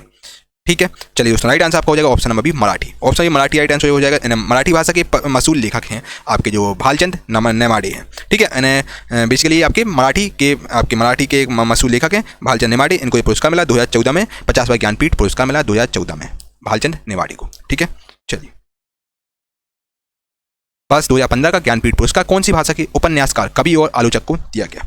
तो ये दिया गया आपका राइट आंसर हो जाएगा ऑप्शन नंबर डी गुजराती। ठीक है, रघुवीर जो आपका एक नाम है इनका रघुवीर चौधरी, जो कि गुजराती उपन्यासकार, कवि और आलोचक हैं। इन्हें 2015 का 51वां ज्ञानपीठ पुरस्कार दिया गया है। ठीक है, ऑप्शन नंबर डी आपका राइट आंसर है। अगला क्वेश्चन, रघुवीर चौधरी को किस भाषा क्षेत्र में काम करने के लिए ज्ञानपीठ पुरस्कार मिला? तो इन्हें गुजराती भाषा के लिए ज्ञानपीठ पुरस्कार मिला 2015 में मिला है। 51वां ज्ञानपीठ पुरस्कार मिला है रघुवीर चौधरी को। ऑप्शन नंबर ए आपका राइट आंसर है। अगला क्वेश्चन है आपका, प्रतिभा रे को किस भाषा क्षेत्र में काम करने के लिए ज्ञानपीठ पुरस्कार मिला? तो प्रतिभा रे को दोस्तों जो ज्ञानपीठ पुरस्कार उड़िया भाषा के लिए मिला है। ऑप्शन नंबर डी आपका राइट आंसर हो जाएगा। और 47वां जो ज्ञानपीठ पुरस्कार है जो कि आपका 2011 में वितरित हुआ था वो आपको मिला है, इनका प्रतिभा रे को मिला है। उड़िया भाषा के लिए ये अवार्ड इन्हें मिला है। ठीक है, अगला क्वेश्चन आपका, प्रसिद्ध इसमें संपादक, कवियत्री और विदुषी और लेखिका इंदिरा गोस्वामी को कौन सी भाषा के लिए ज्ञानपीठ पुरस्कार दिया गया है? तो इंदिरा गोस्वामी को दोस्तों जो ज्ञानपीठ पुरस्कार है ये आपका इनको दिया गया है असमिया भाषा के लिए ज्ञानपीठ पुरस्कार दिया गया है। ऑप्शन नंबर सी आपका राइट आंसर हो जाएगा। इन्हें 36वां ज्ञानपीठ पुरस्कार दिया गया जो कि आपका साथ ही 2000 ईस्वी में दिया गया था। ये अवार्ड असम भाषा के लिए दिया गया है और ये प्रसिद्ध संपादक हैं, कवियत्री और विदुषी हैं। ठीक है, इनकी जो किताब का नाम है वो रामायण गंगा है। ठीक है, अगला क्वेश्चन, निम्नलिखित में से किस लेखक ने 2018 में ज्ञानपीठ पुरस्कार प्राप्त किया? कि वो कौन लेखक है जिन्होंने 2018 में दोस्तों ज्ञानपीठ पुरस्कार प्राप्त किया? तो ज्ञानपीठ पुरस्कार प्राप्त करने वाले लेखक का नाम है अमिताभ घोष। अमिताभ घोष को दोस्तों जो आपका 2018 का ज्ञानपीठ पुरस्कार दिया गया है। 54वां ज्ञानपीठ पुरस्कार जो कि आपका अमिताभ घोष को दिया गया 2018 में दिया गया। ऑप्शन नंबर बी आपका राइट आंसर हो जाएगा। ठीक है, और इनकी प्रमुख कृतियाँ हैं अमिताभ घोष जी की, जो कि इनकी एक आपकी द ग्लास स्वेलेस है, द कोलकाता क्रोमोसोम है और द हंगरी टाइड, ये सब इनकी कृतियाँ हैं अमिताभ घोष की। अगला क्वेश्चन आपका, 55वां ज्ञानपीठ पुरस्कार आके किसको दिया गया था? 55वां जो ज्ञानपीठ पुरस्कार है आपका ये आके किसको दिया गया? तो 55वां ज्ञानपीठ पुरस्कार आपका दिया गया, ये आपका दिया गया अकिटम अच्युतन तंबू दरी को दिया गया, जो कि एक मलयालम कवि है। इन्हें 55वां ज्ञानपीठ पुरस्कार दिया गया था अकिटम अच्युतन तंबू दरी को। ठीक है, ऑप्शन नंबर ये आपका राइट आंसर है। अब हम लोग आपसे ऑस्कर अवार्ड से संबंधित क्वेश्चन चर्चा करेंगे। सबसे पहले दोस्तों हम लोग ऑस्कर अवार्ड की बात करें। दोस्तों ऑस्कर अवार्ड आपका स्टार्ट कब से हुआ था? दोस्तों ऑस्कर अवार्ड आपका दिया गया सबसे पहले 16 मई 1929 को सबसे पहले ऑस्कर अवार्ड दिया गया, जो कि कैलिफोर्निया यूएसए के जो कैलिफोर्निया सिटी है वहाँ पर दिया गया था। ठीक है भाई, और ये आपका ठीक है ओके भाई। और इसके अलावा देखते हैं ऑस्कर पुरस्कार जीतने वाले प्रथम भारतीय व्यक्ति का नाम क्या था? ठीक है, तो ऑस्कर अवार्ड जीतने वाले जो भारतीय व्यक्ति हैं आखिर इनका नाम क्या था बताइए, फटाफट से बताइए। तो राइट आंसर आपका हो जाएगा option number B Bhanu Athaiya. Bhanu Athaiya दोस्तों ऑस्कर अवार्ड मिला था, ये प्रथम भारतीय है जिन्हें ऑस्कर अवार्ड मिला, जो कि 1982 में ऑस्कर अवार्ड दिया गया था। ठीक है, अगला क्वेश्चन है, किस भारतीय ने परिधान डिजाइन यानी कॉस्ट्यूम डिजाइन के लिए 1982 में एकेडमी पुरस्कार जीता है? ऑस्कर अवार्ड एकेडमी पुरस्कार आखिर किसको मिला है? ठीक है, 1982 में किसको एकेडमी पुरस्कार मिला है बताइए। तो ये पुरस्कार मिला है किसको? भानु अथैया को मिला है। Option number C costume design के लिए ने अवार्ड दिया गया था। ठीक है, कॉस्ट्यूम डिजाइन के लिए मिला है भानु अथैया को 1982 का ऑस्कर अवार्ड दिया गया था। 1982 का ऑस्कर अवार्ड याद रखिएगा, बहुत इंपॉर्टेंट। पहले भारतीय थे जिन्हें ऑस्कर अवार्ड दिया गया, भानु अथैया, जिन्हें कॉस्ट्यूम डिजाइन करने के लिए मिला था। ये डिजाइनर थे, बहुत ही फेमस डिजाइनर हुआ करते थे। निम्नलिखित में किस भारतीय को विशेष ऑस्कर पुरस्कार दिया गया था? तो विशेष ऑस्कर अवार्ड आखिर किसको दिया गया? तो विशेष ऑस्कर अवार्ड दिया गया था। बिल्कुल सही आंसर आपका, राइट आंसर आपका साथियों हो जाएगा सत्यजीत रे को दोस्तों ऑस्कर अवार्ड दिया गया था 1992 में। इन्हें दिया गया था लाइफ टाइम अचीवमेंट अवार्ड दिया गया था 1992 में सत्यजीत रे को। एक निर्देशक थे, बंगाली फिल्म मेकर थे सत्यजीत रे, इनको ये अवार्ड दिया गया था। अगला क्वेश्चन आपके सामने ये रहा, 1982 की ऑस्कर विजेता गांधी नामक फिल्म में गांधी की भूमिका किसने निभाई थी? दोस्तों जो आपका 1982 की जो फिल्म गांधी थी इसमें दोस्तों काफ़ी लोगों को ऑस्कर अवार्ड दिया गया था। 1982 में ये फिल्म लॉन्च हुई थी और ये गांधी जी की जीवनी पर आधारित थी, गांधी जी पर आधारित फिल्म थी गांधी। ठीक है, और इसमें दोस्तों 11 कैटेगरी में ऑस्कर अवार्ड दिया गया था। ठीक है, और इस मूवी को दोस्तों 11 कैटेगरी में ऑस्कर अवार्ड दिया गया था। इसमें आपका इसके निर्देशन थे वो कौन थे? निर्देशन थे, इनका नाम था रिचर्ड एटन बरो इनके निर्देशन थे। और इसके अलावा दोस्तों सर्वश्रेष्ठ निर्देशक, इस फिल्म के सर्वश्रेष्ठ निर्देशक के लिए अवार्ड दिया गया था। किसको दिया गया था? ये आपका एटन बरो को दिया गया था, सर्वश्रेष्ठ निर्देशक के लिए दिया गया था, क्योंकि गांधी की पिक्चर बहुत ज़्यादा अच्छी चली थी और अच्छी मूवी थी, गांधी के आधारित मूवी थी। और अभिनेता, इस फिल्म के अभिनेता थे, उनको भी आपका ऑस्कर अवार्ड दिया गया था। इनका नाम था बेन किंग्सले नाम था, बेंक्स किंग्सले इनका नाम था अभिनेता का, इन्हें भी ऑस्कर अवार्ड दिया गया था। ठीक है, तो राइट आंसर ऑप्शन नंबर ये हो जाएगा बेन किंग्सले, इन्हें ऑस्कर अवार्ड दिया गया था, जो कि इस फिल्म के अभिनेता थे। ठीक है, गांधी मूवी के अभिनेता थे बेन किंग्सले, इन्हें ऑस्कर अवार्ड दिया गया था 1982 में। ठीक है, मैंने सब चीज़ें आपको बता दी हैं। ए आर रहमान ने फिल्म स्लमडॉग मिलियनेयर बहुत ही शानदार मूवी थी और उसकी श्रेणी किस श्रेणी की में ऑस्कर अवार्ड जीता था। ठीक है, तो ए आर रहमान ने दोस्तों आपने देखा होगा स्लमडॉग मिलियनेयर, इसका गाना बहुत ही अच्छा है गाना। ठीक है, इसके लिए आपका ये गाना मतलब अवार्ड मिला था किसको भाई, ए आर रहमान को। ए आर रहमान दोस्तों जो कि एक सर्वश्रेष्ठ मौलिक स्कोरर यानी कि ओरिजिनल स्कोरर के लिए इन्हें अवार्ड दिया गया था ए आर रहमान, क्योंकि संगीतज्ञ हैं जो गाना बहुत शानदार इन्होंने गाया था। ठीक है, ऑप्शन नंबर बी आपका राइट आंसर है, बेस्ट ओरिजिनल स्कोर अवार्ड दिया गया था। ऑप्शन नंबर बी को टिक कर लीजिए, आपका राइट आंसर है। चलिए अगला क्वेश्चन चलते बिना देर किए हुए, अगला क्वेश्चन आपके सामने ये रहा। देखिए, गुलजार ने फिल्म स्लमडॉग मिलियनेयर के लिए किस श्रेणी में ऑस्कर अवार्ड जीता था।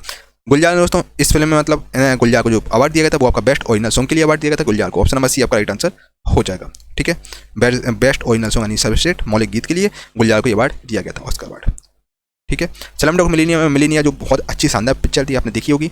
और ठीक है, स्लमडॉग के बच्चे, एक स्लम के बच्चे उसकी उस पर आधारित मूवी है। ठीक है, रसुल पुकुट्टी ने फिल्म स्लमडॉग मिलियनेयर की आगे किस श्रेणी में ऑस्कर अवार्ड जीता था। रसुल पोकुटी ने जो स्लमडॉग मिलियनेयर में आगे कौन सी श्रेणी में अवार्ड जीता था।